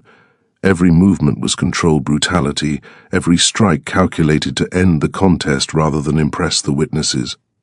That should have been enough. It wasn't. Because Tarek wasn't there to win by strength alone, he was there to expose fracture.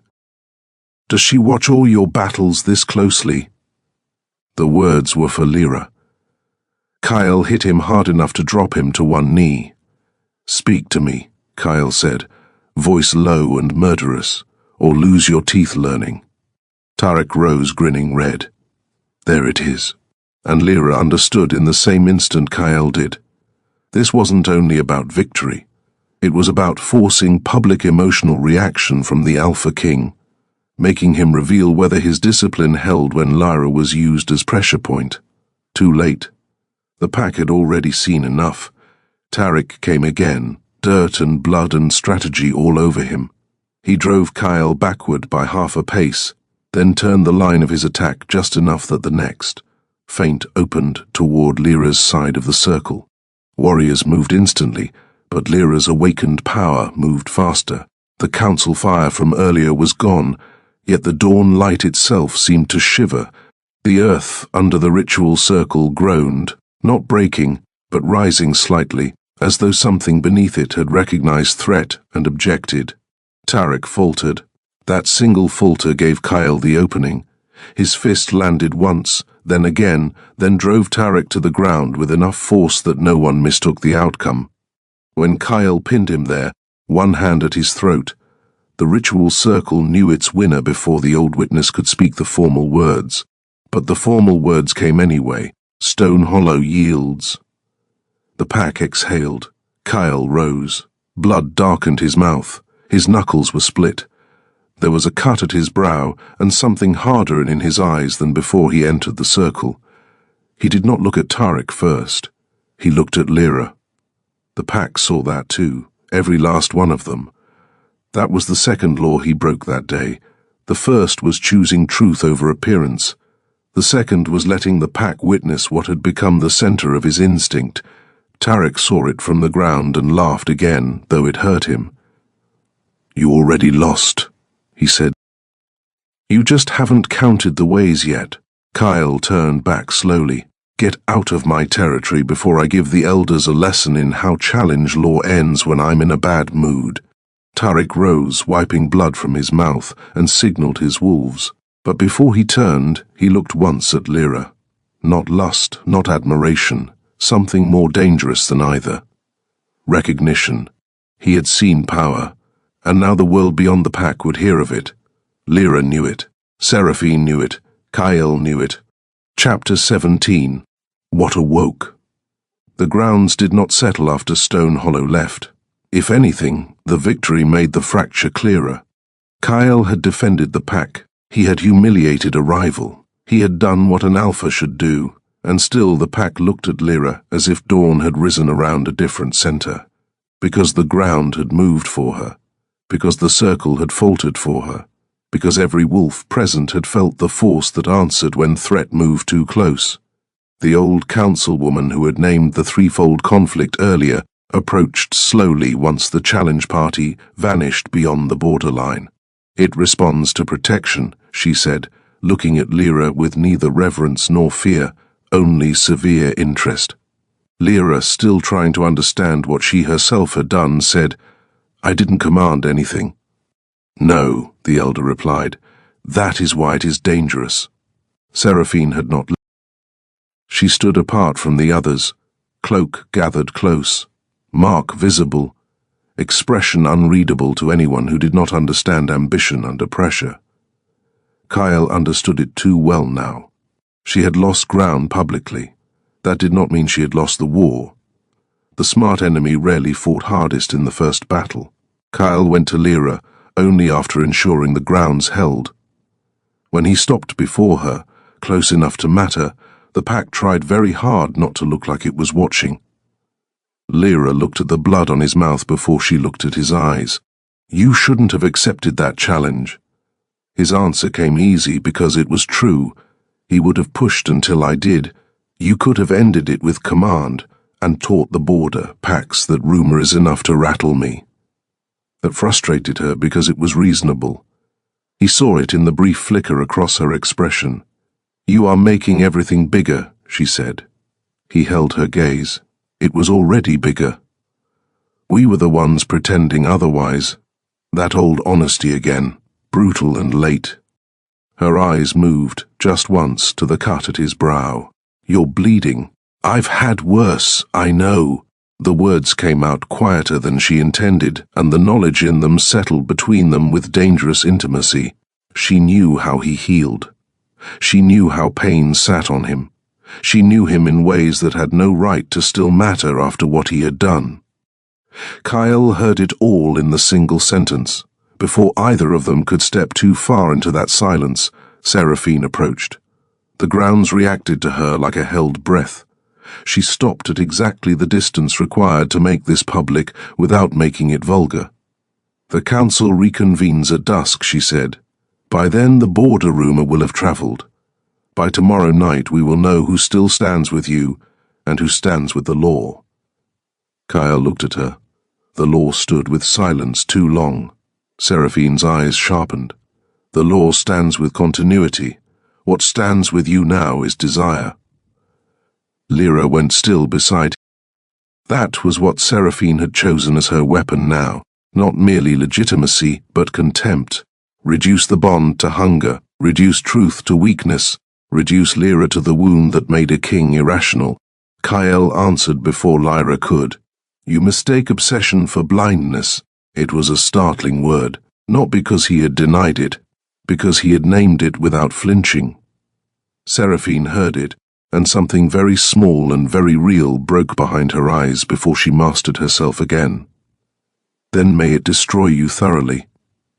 She turned and walked away, and this time more wolves followed her. Not many. Enough. Lines were becoming visible now. By midday the territory would know it was choosing between structures, not just loyalties. Lyra watched Seraphine leave, then said quietly, You should not have said that. He looked at her. Which part? Her expression tightened. The part where you made yourself easier to predict. Kyle almost smiled. but there was no room for softness in the shape of the day. I said it because she already knew. The bond shifted again, not in response to Seraphine this time, from within Lyra. The elder noticed before Kyle did. It grows when the truth sharpens, she murmured. Lyra looked at her. What does? The elder's face remained severe. Whatever answered you this morning? Kyle heard the risk in the woman's tone. Not superstition, recognition, moon blood or no moon blood.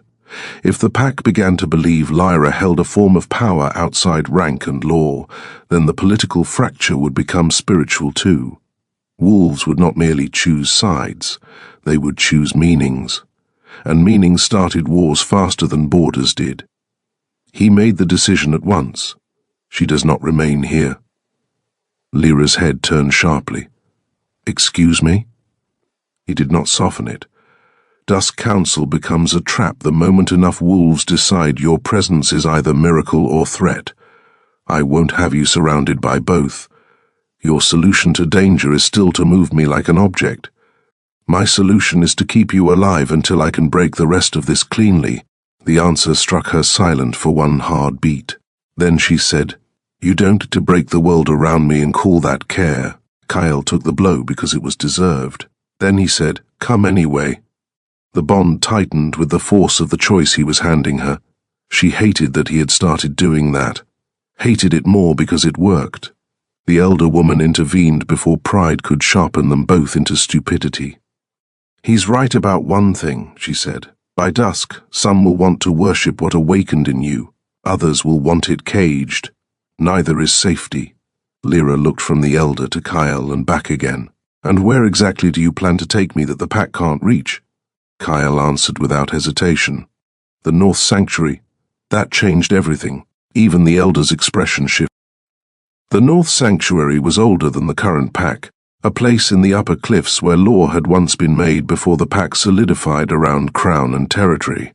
It was neutral ground in theory and dangerous ground in practice. Few wolves went there because old things were said to linger around it. Not ghosts, not nonsense, but older instincts and rituals that made rank feel flimsy. Lyra understood immediately what he was doing. He was not merely hiding her. He was taking her somewhere the awakened power might be understood before the pack tried to define it for her. The realization moved through the bond like heat, and that, perhaps more than anything else that day, made her afraid to trust. Chapter 18. The North Sanctuary. They left before noon with only 3 wolves besides them, the old councilwoman, because Kyle insisted he needed someone who understood what old law might make of awakened power.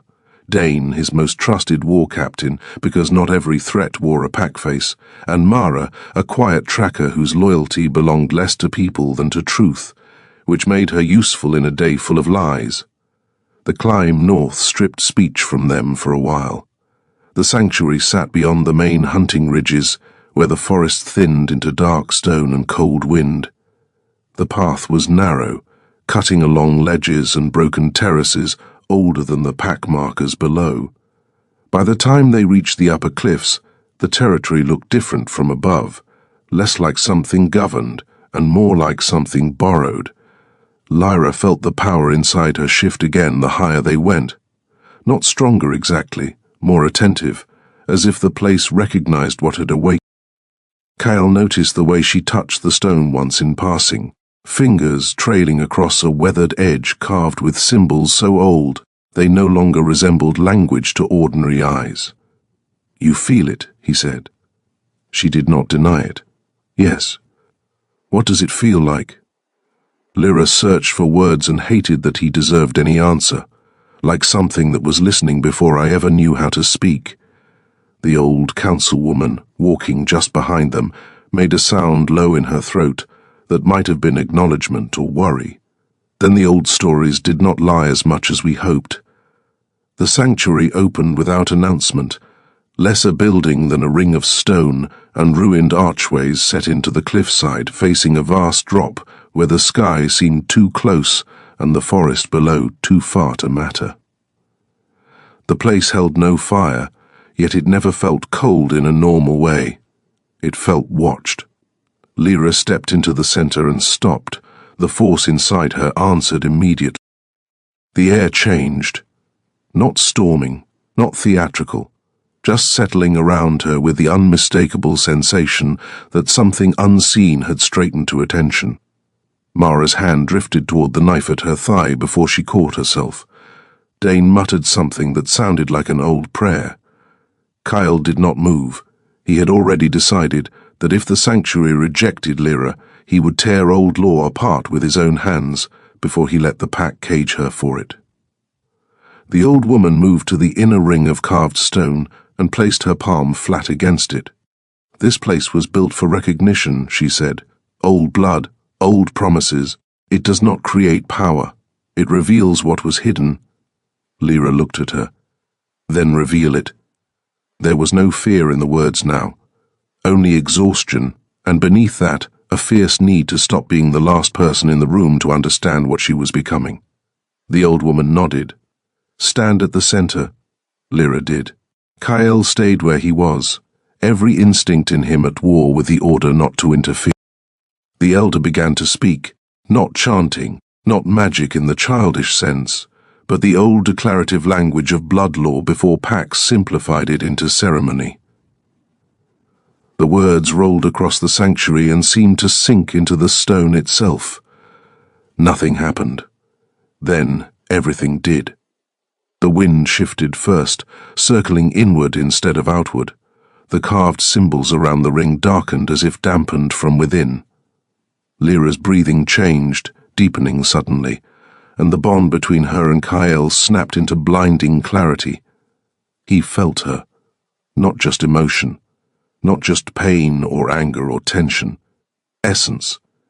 It was like touching moonlit water with bloodied hands and realizing the water had always known your true name. Lyra gasped, not in fear, but in recognition so strong it hurt. The old woman's voice remained steady, though strain entered it now. Blood of old watch, blood of witness, blood that bends when truth is denied. Name yourself. Lyra's answer came without thought. Lyra Vale. The symbols flashed, white, not fire, not lightning. Something older and cleaner than either. Kyle took a step forward instinctively, but Dane caught his arm with enough force to stop him. If you break the circle now, you may break her with it. Kyle shook him off without violence, but he did not move again. He could not. Dane was right. The old woman spoke again. What answers you? Lyra's eyes closed. When she answered, her voice no longer sounded like it came from fear or injury, or even from the pack that had shaped her. It sounded like it came from somewhere the pack had forgotten. Witness. The word hit the sanctuary like impact. The carvings flared brighter. Mara actually stumbled backward. The elder woman exhaled hard, as though a truth she had hoped not to confirm had just risen and stood before them. Moonblood of witness, she said, almost to herself. Gods have mercy. Lyra's eyes opened. Kyle had never seen them like that. Still Lyra's, still fierce, still carrying all the damage and hardness of who she had become, but lit from somewhere deeper now, like the truth inside her had finally found a shape the world could not force smaller. The circle dimmed slowly, the wind loosened, and the sanctuary settled.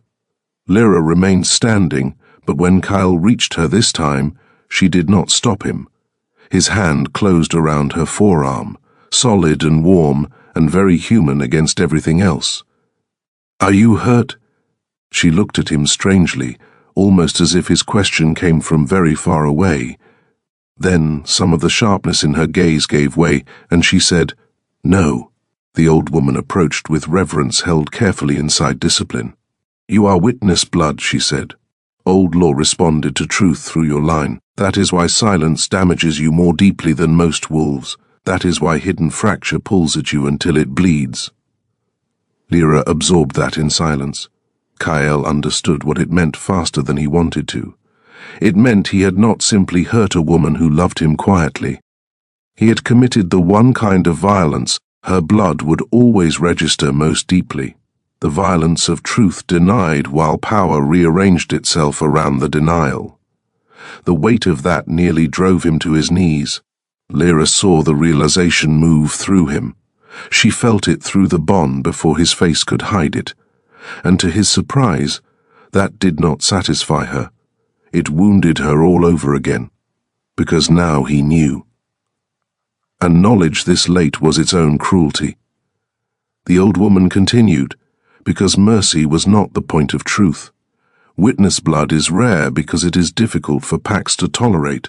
Structures built on silence eventually turn against it. Packs try to bury it, marry it into weaker lines, or turn it into myth. Lyra laughed once, sharply and without humor. So I was born to be inconvenient. No, Kyle said. Everyone looked at him. He didn't care. You were born to make lies expensive. The bond tightened so hard it almost hurt. Lyra looked away first, toward the vast drop beyond the sanctuary, because the words had reached too far in. Dane broke the silence next, practical as always. If Stone Hollow carries news of this, every border pack with ambition will move. Some will want alliance. Some will want proof. Some will want her dead before the pack can rally around what she is. Mara nodded once. And some inside our own territory will think the same. Seraphine. None of them said her name first. They didn't need to. Kyle said it anyway. She won't wait. The old woman's face hardened. No. She'll move before Dusk Council, not after. If she is as intelligent as she appears, she knows delay helps you more than it helps her now. Lyra looked back at them. Then we stop reacting. The force in her voice was different now. Steadier, wider, impossible to mistake for the quiet endurance she had once lived inside. Kyle felt his own instincts answer it. How? Lyra stepped to the edge of the sanctuary and looked down over the territory spread beneath them. From here, the packlands no longer resembled home or hierarchy. They resembled a body with arteries, boundaries, vulnerabilities. We go back before she's ready for us, she said. You stop defending what broke. You name what comes next. Kyle watched her profile against the sky, the wind moving through her hair, the old symbols at the sanctuary's edge, still faintly bright from what they had just revealed. She was changing. More precisely, she was becoming visible in the shape she had always been denied. And the most dangerous thing about it was not her power. It was the fact that he loved her most in the moments she turned toward war and made it look like truth. The realization struck him cleanly. He did not flinch from it. He had passed the point where denial could make him safer. Lyra turned then, perhaps feeling the exact instant the truth settled in him, and their gazes locked across the sanctuary. The bond did not spark wildly. It deepened, slow, terrible, certain. She saw it. He knew she did. And that, more than borders or rivals or councils, was what made the next breath dangerous. Because if she asked him now, in this place, what he felt, he would say it. And once said, it would change the war again. Chapter 19. The Return. They came down from the North Sanctuary before sunset, and the mountains seemed to know they were not returning as the same people who had climbed it. The wind that had moved cold and high across the old stones followed them part way down, carrying with it the strange hush that had settled after Lyra's awakening. By the time the packlands came into view again, the sky had darkened into bruised gold, and smoke from the central fires lifted in rigid columns that looked less like warmth and more like warning. Kyle saw the change immediately. The outer sentries were doubled. No hunting parties moved freely through the lower groves. The central grounds had been reorganized with military precision, which told him Seraphine had not wasted a single hour. She had done exactly what he expected a dangerous Lunar to do. After losing ground publicly, she had turned uncertainty into structure and structure into loyalty. Dane, walking 2 paces behind, muttered, "She moved faster than most alphas would." She had reason, Kyle said. Lyra heard the answer and did not miss its meaning. Seraphine had been humiliated in front of the pack, but humiliation by itself did not make a leader dangerous.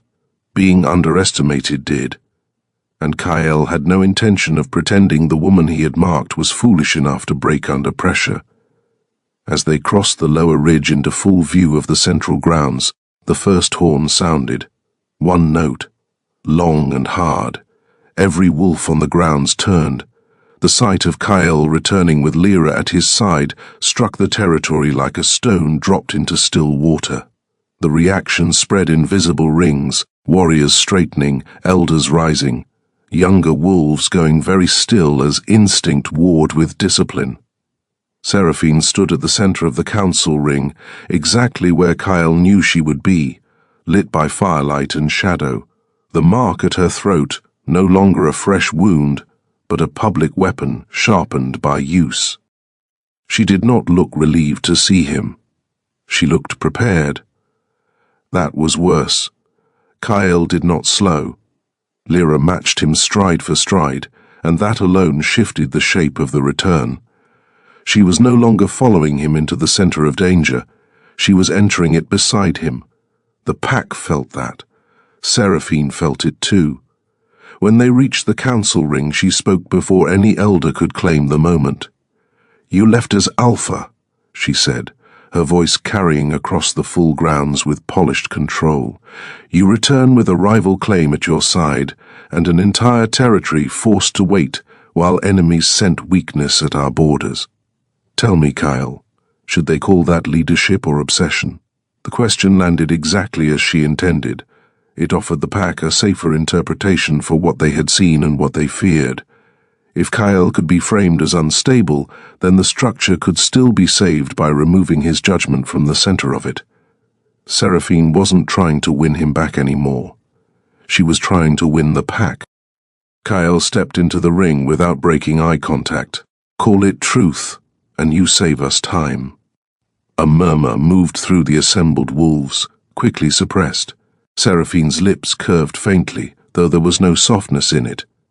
Truth is useful when it stabilizes. This does the opposite.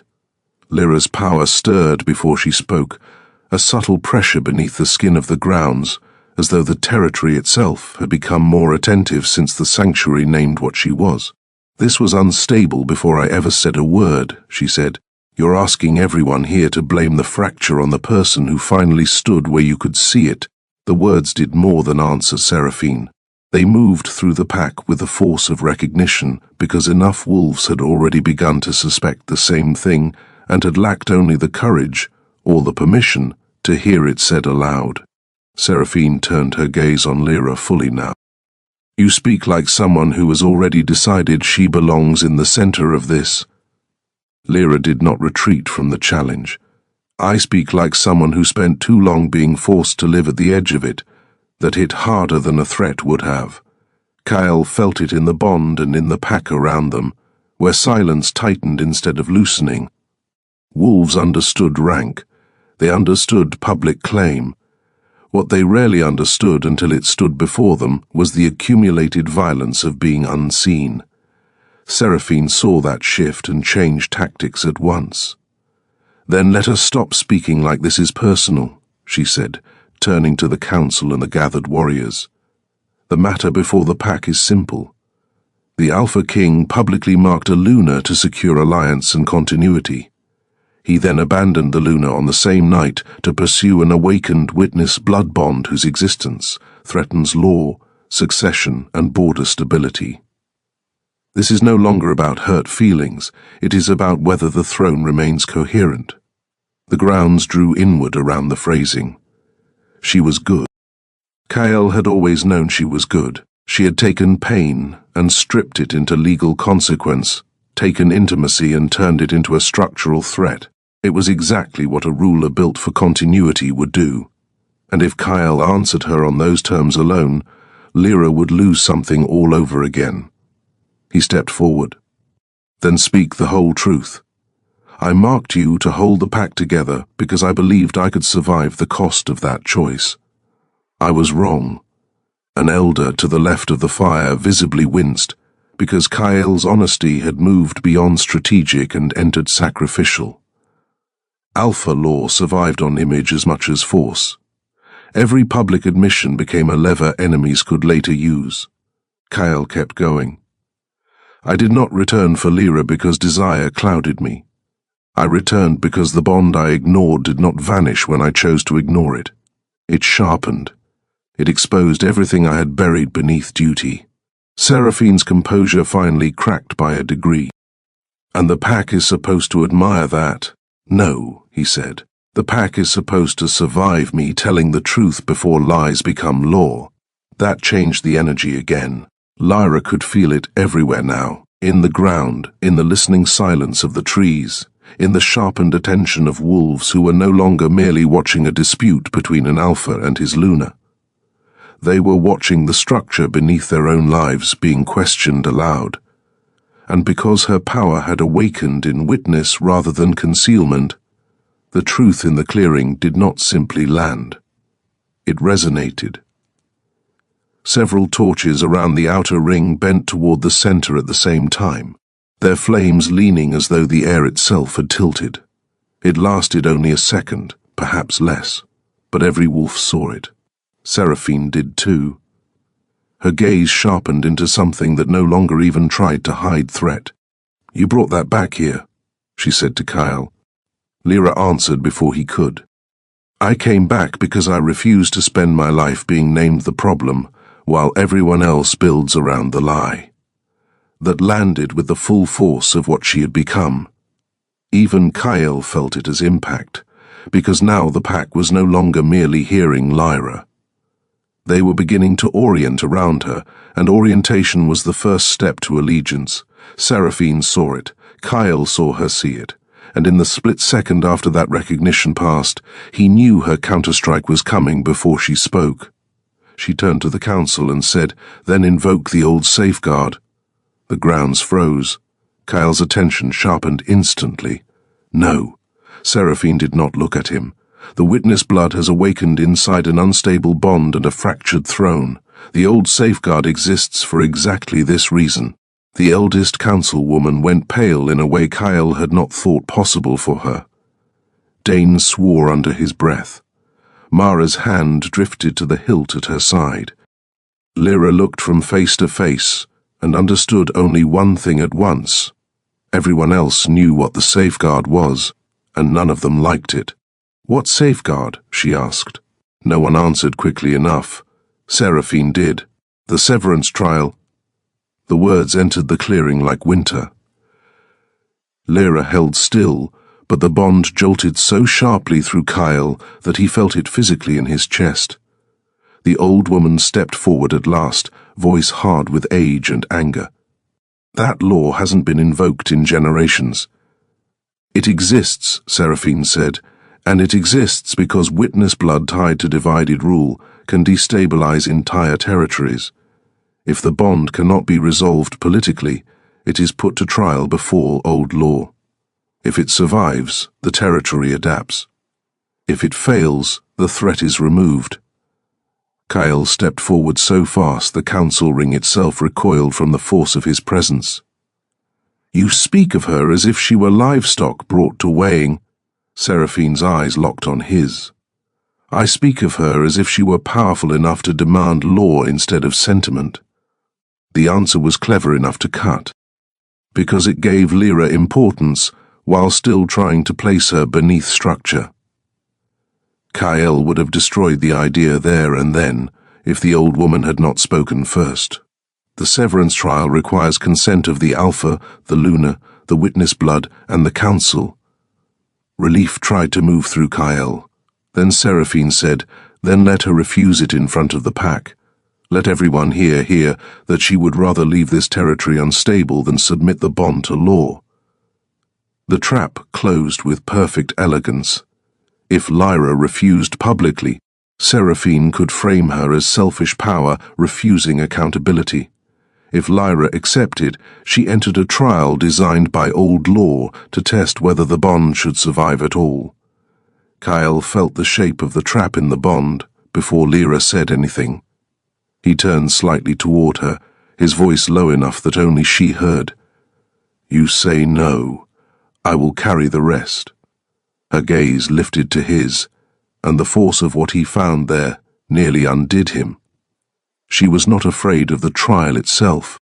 She was afraid of what refusing it would make the pack believe, because she understood them now, understood that witness without courage became another kind of silence. "I'm tired of being judged by what I avoid," she said quietly. The bond tightened. "No," he said. "It came too hard, too fast." The entire ring heard it. Seraphine's expression changed minutely, because she had just won something even without the trial. The pack had heard the Alpha King reject procedure in defense of one woman. That alone would widen the fracture. Lyra looked at him, something fierce and wounded crossing through her gaze at once. "You don't get to command me out of the test just because it scares you." Kyle did not care who heard what came next. "It does more than scare me." Silence fell, deep, dangerous. And when he continued, the words came from too far inside him to be called tactical anymore. "It threatens the one thing I am no longer willing to lose." The confession hit the pack harder than a challenge horn. Seraphine closed her eyes for half a second. The old woman looked as if history itself had grown inconvenient. Lyra felt the truth of it through the bond, and nearly hated him for the timing, for the lateness, for the fact that he had waited until the world was burning to say what could have changed everything before blood and law got involved. But she did not step away. That was the part that terrified him most. She turned to the council. "Explain the trial." Kyle's voice dropped into iron. "Lyra." She did not look at him. "Explain it," the old woman answered, because old law does not wait politely for comfort. The severance trial was created when witness blood bonds threatened succession wars. The Alpha, the Lunar, and the witness stand before old law. Blood is called, truth is called, power is called. If the witness bond is false, it fractures. If it is real and stronger than the political claim around it, it survives and forces reordering. Lyra absorbed that in silence. "And if it survives?" she asked.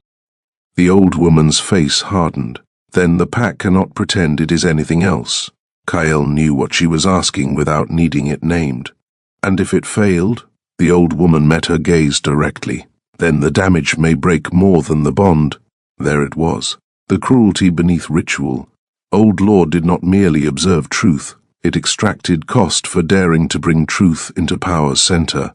Kyle looked at the council ring, the pack, the torches, the wolves who had once followed him without needing explanation. "I refuse it." Seraphine moved instantly. Then the refusal is recorded. Lyra's power stirred hard enough that the stones under the fire pit cracked with a sound like bone under strain. Every wolf in the clearing looked at her. She stood in the center of it, eyes bright, spine straight, breathing controlled only by force, and when she spoke, her voice carried wider than it should have. "No," she said. This time the word was hers. Kyle turned sharply toward her. She finally looked at him fully, and what he saw there was unbearable because it contained love, fury, exhaustion, and the part of her that had learned too long ago that dignity means walking into the thing meant to define you and forcing it to speak honestly. "If this pack is going to hang my existence on a law," she said to him, "then let the law choke on the truth." The bond detonated through him. He had no language for what it did to hear her say it, and in the silence that followed, the entire territory understood the same thing. The trial would happen. Chapter 20. The Severance Trial. They took the old law path under moonrise. No one spoke above a murmur. The pack moved in solemn procession. Council first, then witnesses, then warriors, then the three at the center of it all. Seraphine marked and regal, Kyle silent and lethal, Lyra lit from within by something the night itself seemed unwilling to swallow. The trial ground lay beyond the pack's oldest boundary, below the sanctuary and deeper east, in a basin of pale stone where moonlight collected like water. The place predated crowns, predated titles, perhaps even predated the first wolves who thought binding themselves to territory was the same thing as owning it. The Severance Circle had no carved seating, no banners, no symbols of status beyond what blood itself would reveal. That was the point. Old Law did not care what wolves called themselves when they wore crowns. It cared what survived witness. Kyle hated the place instantly, not because it frightened him, because it was honest in a way power rarely tolerated. The council ring formed around the pale basin. No one crossed into the circle except the three bound to the matter and the elder woman who would call the law. Seraphine entered first, every movement deliberate. She wore no cloak now. She wanted the mark visible, wanted the moon to catch on it, wanted the pack to remember that blood had already chosen publicly once. Lyra entered second. Her face gave away nothing easy. Kyle could feel the force moving inside her with increasing pressure, not wild but alert. The ground responded faintly beneath her steps, small vibrations through the pale stone that the untrained might have missed, and the old wolves definitely did not. Kyle entered last. He hated that too. It made him feel as though he was coming late into his own life. The old woman stood at the edge of the circle and opened her palm with a ritual blade. Blood fell onto the stone. Old Law hears. The wind changed. The entire basin seemed to lean inward. Political bond stands, she said, turning toward Seraphine. Witness bond stands, and this time her eyes moved to Lyra and Kyle both. Claim of fracture is made, claim of truth is made. Let blood answer what law cannot soften. A shallow bowl of dark stone was placed at the center. Seraphine bled first, a clean line across her palm, blood falling steady and controlled. Kyle bled second. His blood struck the bowl harder. Lyra stepped last. When her blood hit the stone, the basin reacted. Moonlight thickened, no metaphor, no illusion. The pale surface of the circle took on a brighter sheen, as though the night had inhaled. A wave moved through the gathered wolves. The old woman's expression gave away nothing, but Kyle saw the tension in the tendons of her hand. The law had just answered before the first question was even asked. Seraphine saw it too, and for the first time there was something close to urgency in the way she stood. The old woman raised both hands. Truth first. Alpha King Kyle Draven, which bond do you deny? The trial was cruel by design. It did not ask what he loved. It asked what he would cut. Kyle looked at Seraphine first because justice required it. She held his gaze with unflinching strength, and he saw in her not villainy, not weakness, but a woman standing inside the destruction of her future and refusing to collapse simply because a man had failed her publicly. Then he looked at Lyra. The world narrowed. He could not answer around her. I deny the lie that the political bond settled what already existed. The basin flashed. The old woman did not react. Luna Seraphine of the Northern Ridge. Which claim do you deny? Seraphine's voice did not shake. I deny that an unmarked witness bond can stand above a marked lunar bond and still leave a pack whole. The basin pulsed again, but this time the reaction was different. Tight, resistant, neither full acceptance nor rejection. The old woman turned to Lyra last. Witness blood, Lyra Vale. Which bond do you deny? Every wolf in the basin leaned into the silence. Lyra looked at Kyle, then at Seraphine, then at the moonlit bowl between them. When she spoke, her voice carried farther than the circle should have allowed. I deny the belief that truth should always come after power. The basin exploded with light. Wolves recoiled. Several fell back a step. Even the warriors at the outer ring broke discipline for the first time that night. Kyle felt the blast through the bond like something sacred and furious had just risen to its feet. The old woman's voice cut through the shock. Second witness, let power answer. Seraphine moved first. Her lunar mark burned dark, and the basin responded by lifting a narrow ring of shadow around her, structured and elegant and lethal in the way political power always wants to be. It did not attack. It enclosed. It sought to define space, to create center, to say this belongs here, and that does not. Lyra felt its intent before it reached her. Then her own power rose. Moonlight did not enclose, it widened. It moved like water, and Truth had remembered they belonged to the same God. The pale force spread beneath her feet and bent toward the shadow ring without striking it directly. Instead, it revealed it, showed every wolf present the difference between law used to contain and witness used to expose. The ring around Seraphine strained. Kyle understood with sudden clarity that this was the true nature of the conflict. Seraphine's power organized. Lyra's revealed. One made structures, the other made structures tell on themselves. No wonder packs feared witness blood. The old woman's voice came again, harder now, because the trial had entered dangerous territory. Final witness, let the bonds answer each other. Kale felt it before it happened, the political mark at Seraphine's throat, and the witness bond between him and Lyra lit at the same time, two currents moving through one body and refusing to remain separate. Pain tore through him. He stayed standing. Seraphine's breath broke sharply as the marked bond pulled at her from one side and the law's demand pulled at her from the other.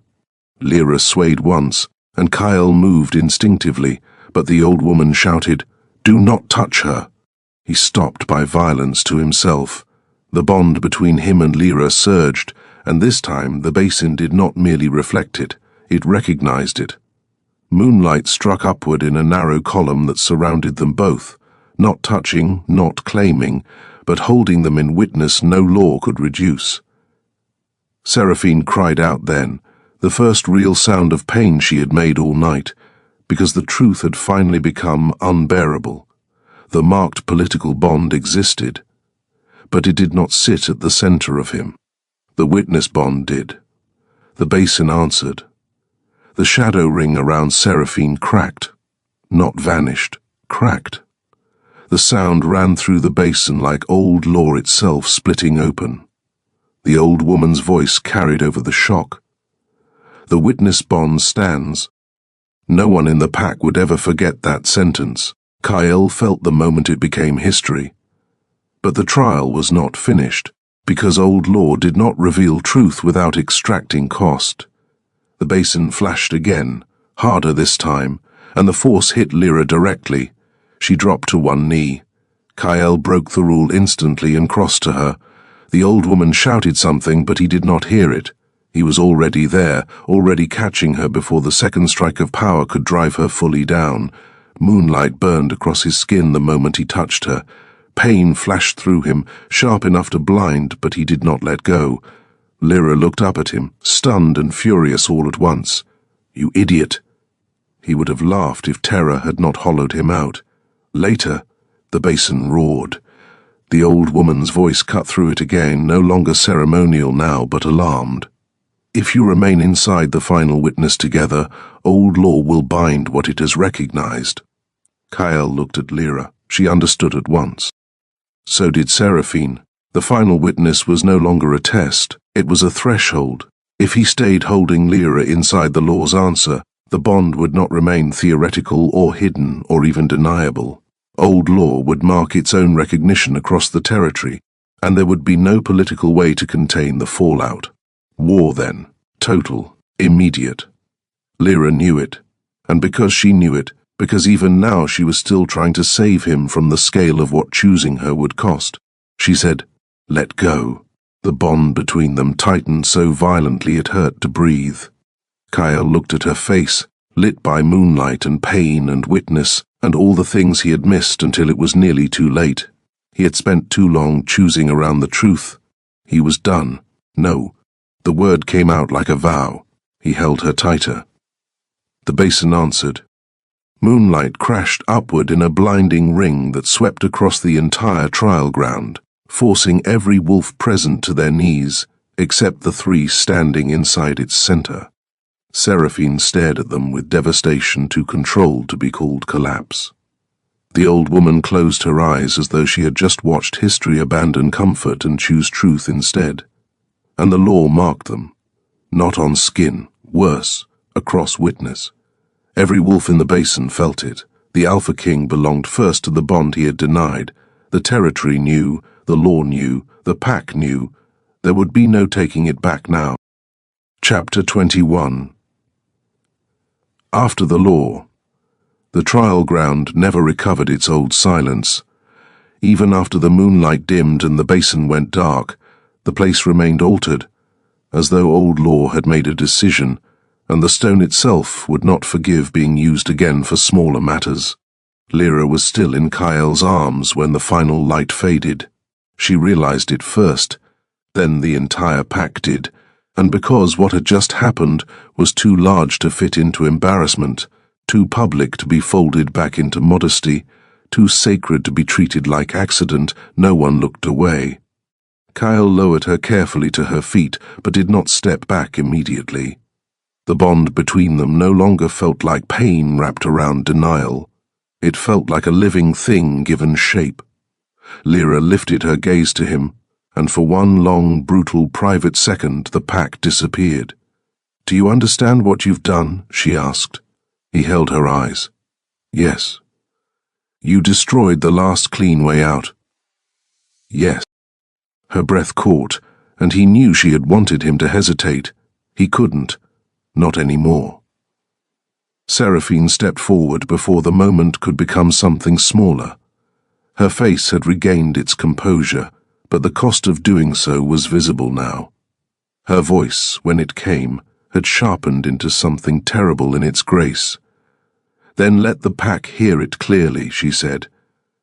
"The Alpha has broken the protective priority of lunar law inside Old Witness. The political bond stands but no longer holds central claim. The witness bond has been recognized before Council, before Border Witness, before Old Law, and before the pack." She turned toward the assembled wolves. "What comes next," she said, "is not reconciliation." No one argued, because they knew she was right. Kyle stepped beside Lyra and faced the pack. "What comes next is reordering." That was the gentlest word he could have chosen for the shape of the war about to arrive. It changed nothing. An elder rose unsteadily from his knees. "You ask the pack to survive a public lunar fracture, a witnessed old law bond, and the certainty of border challenge all at once." Kyle did not look away. "I ask the pack to survive the truth." Lyra felt the force of that and hated how much it mattered, because now he was saying what she had once begged for in silence, and he was saying it in a world already burning. The old woman from the sanctuary stepped forward. "Then hear mine as well," she said. "Witness blood answered the trial and survived. Old law has spoken. Any wolf who now moves to cage, silence, or remove Lyra Vale stands against law older than the crown." That mattered. More than Kyle's confession to half the wolves present, because it gave Lyra something stronger than his protection, legitimacy outside him. Seraphine heard it too, and Kyle saw the precise instant she understood the battlefield had changed. Lyra could no longer be dismissed as secret weakness. She had become a legal and spiritual force the pack would have to account for, which meant Seraphine's next move would not be crude attack. It would be coalition, power gathering around fear. Chapter 22. They gave the pack until dawn to regroup. It was not enough. It was all they had. The central grounds emptied in disciplined waves, but the silence left behind was anything but peaceful. Orders moved, messengers rode, outer sentries tripled, elders split into visible factions. The air itself seemed to vibrate with the knowledge that every neighboring territory would soon hear enough truth to make decisions of its own. For the first time since the trial, Kyle and Lyra found themselves briefly alone in the inner stone terrace above the council grounds, a place neither fully private nor fully public, which felt fitting given what had become of them. Lyra stood with both hands braced on the terrace wall, looking out over the sleeping and waking pieces of the pack she had just changed forever. Kyle stopped beside her, close enough that the bond acknowledged him instantly. Neither spoke at first. It was Lyra who broke the silence. "I should hate you more than I do." The words were quiet, stripped of performance. Kyle absorbed them the way he had learned to absorb blows in childhood, by not pretending they weren't deserved. "You should—" She turned her head slightly. Moonlight and dying firelight cut across her face in alternating bands of softness and severity. "That isn't an answer." "No," he said. "It's a confession." The bond tightened. She looked away again, and when she spoke next, her voice carried more exhaustion than anger. "You keep doing that, saying the right thing after the wrong time." The truth of it nearly hollowed him out.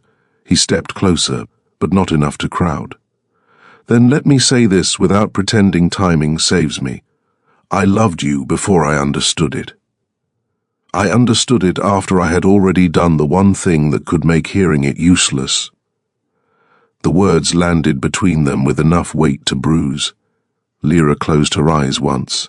That hurt him more than if she had slapped him, because she had imagined those words before. She had needed them before, and now that she finally had them, they came wrapped in ruin. When she opened her eyes, they were bright with something she would never call fragility. "Do you know what the cruelest part is?" He waited. "I believe you." The confession moved through him like a blade. Lyra's laugh came once sharp and tired. "I believe you, and it changes nothing that should matter first." "It changes me," he said. Her gaze cut to him. "You are not the first thing I should be asked to trust." "No." The answer came fast because anything else would have been insult added to damage. She watched him for a long moment, and the bond between them deepened again, not into ease, not into forgiveness, but into the unbearable intimacy of being known too clearly after the point where clarity could save anyone from consequence. Then she said the thing that mattered most. "If I stand with you tomorrow, it is not because I've forgotten what you did." He nodded once. "I know. It is because I will not let them use my pain as a weapon against me." That almost made him smile, though there was no joy in it. "That sounds like you." Her expression sharpened. "And if you ever use what exists between us to control me, I will walk through whatever bond old law gave us and burn your throne from the inside."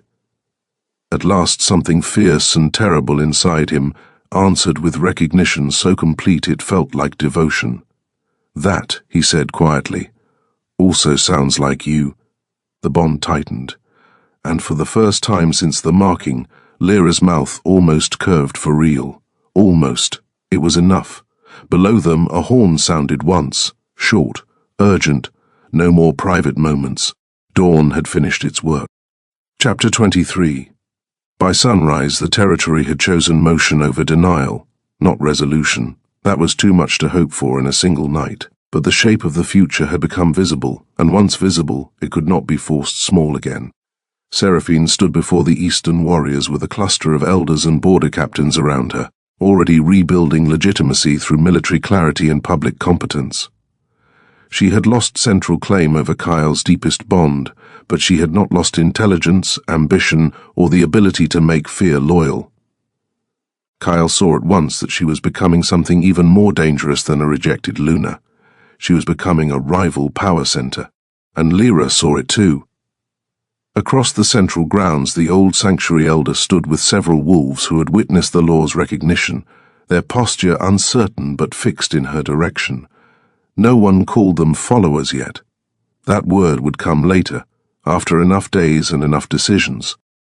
For now they were simply wolves who had seen truth answer to her, and could no longer force themselves to pretend it meant nothing. Kyle looked across the grounds and understood what the pack had become overnight. Not broken, split into futures. One built around continuity sharpened by Seraphine, one built around truth awakened by Lyra. And at the center of the fracture stood him, the man foolish enough to think he could control both law and longing until they agreed to obey him. No more.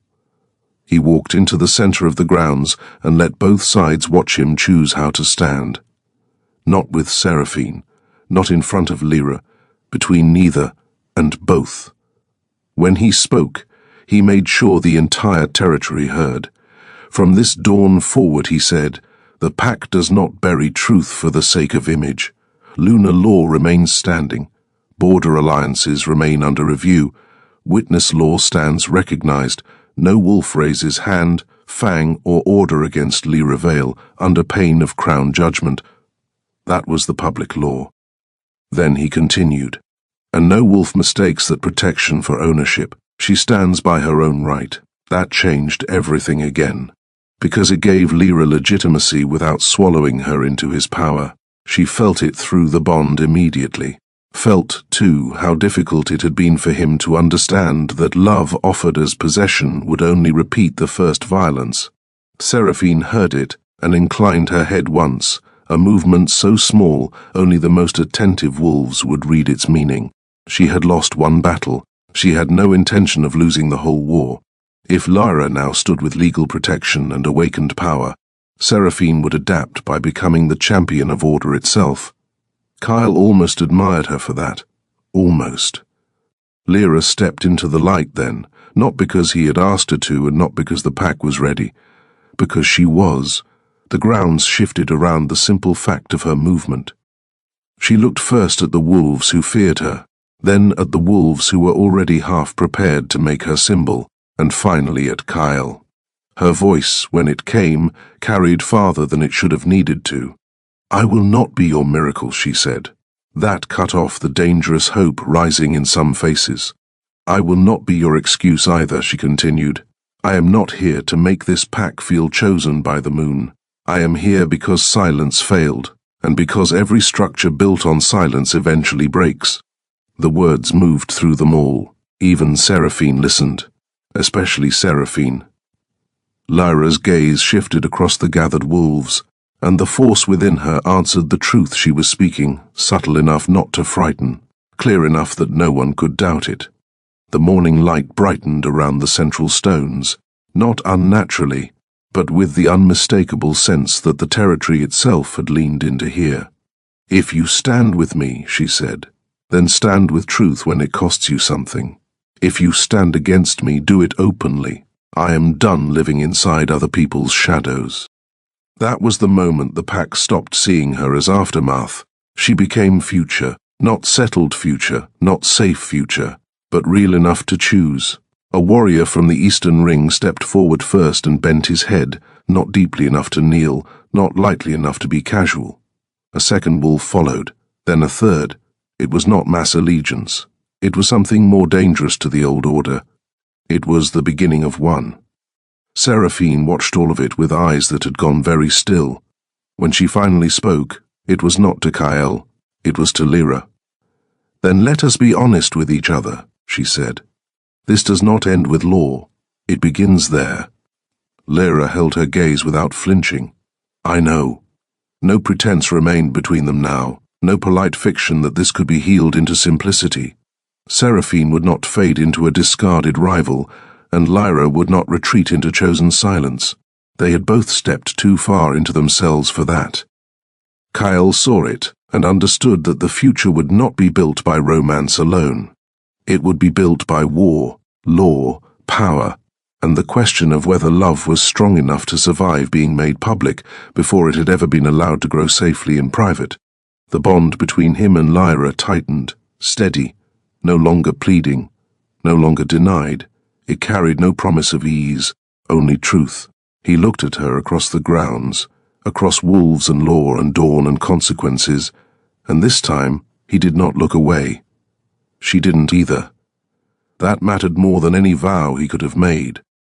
The eastern horn sounded again then, but this time it was not challenge. It was news. A scout came hard through the lower path, breath rough, face set with a kind of urgency that makes entire territories stop pretending they have time. He dropped to one knee before the central ring. "Border smoke," he said. "3 territories. Stone Hollow isn't waiting. Northern Ridge banners are moving with them." Seraphine's face changed first. Not shock, recognition. She knew those banners, knew what it meant that her own bloodline had moved before the pack had formally settled its fracture. Kyle understood the rest at once. They were not being tested anymore. They were being invited into war. The pack reacted exactly as a living thing reacts when the wound it has ignored becomes a blade at the throat. Warriors shifted, orders half-formed. Fear and adrenaline moved in equal measure. And through all of it, Lyra stood very still. The power inside her rose once more, no longer uncertain, no longer awakening, ready. Kyle looked at her and understood the shape of the real future at last. He had not merely chosen the woman he should have chosen first. He had chosen the fire at the center of a war that was only just beginning. And this time, he did not mistake that for tragedy. He stepped to her side, not ahead, not behind. Beside, the pack saw it. The rival banners would soon see it. Lyra turned her head slightly toward him, the faintest edge of something fierce moving through her expression. "This is your fault," she said. The words were dry enough that, under other circumstances, they might almost have been humor. Kyle's mouth shifted with the shadow of a response. A long list. Her gaze returned to the horizon where smoke had begun to stain the morning. "Then start earning your way off it." The bond tightened, deepened, accepted the shape of the war to come without pretending it would be gentle. Kyle looked at the rising smoke, at Seraphine standing like a sharpened law on one side, at Lyra bright with witness and danger on the other, at a pack that would either transform under pressure or break beneath it. Then he said the only honest thing left, "Good," because the clean ending had died the night he marked the wrong woman. What remained was larger, harder, and far more alive. The Alpha had broken his own law. The Luna had become a rival crown. The witness blood had awakened. And the world beyond their territory had finally smelled exactly what they were becoming. War, love, truth, power. None of it finished, all of it beginning.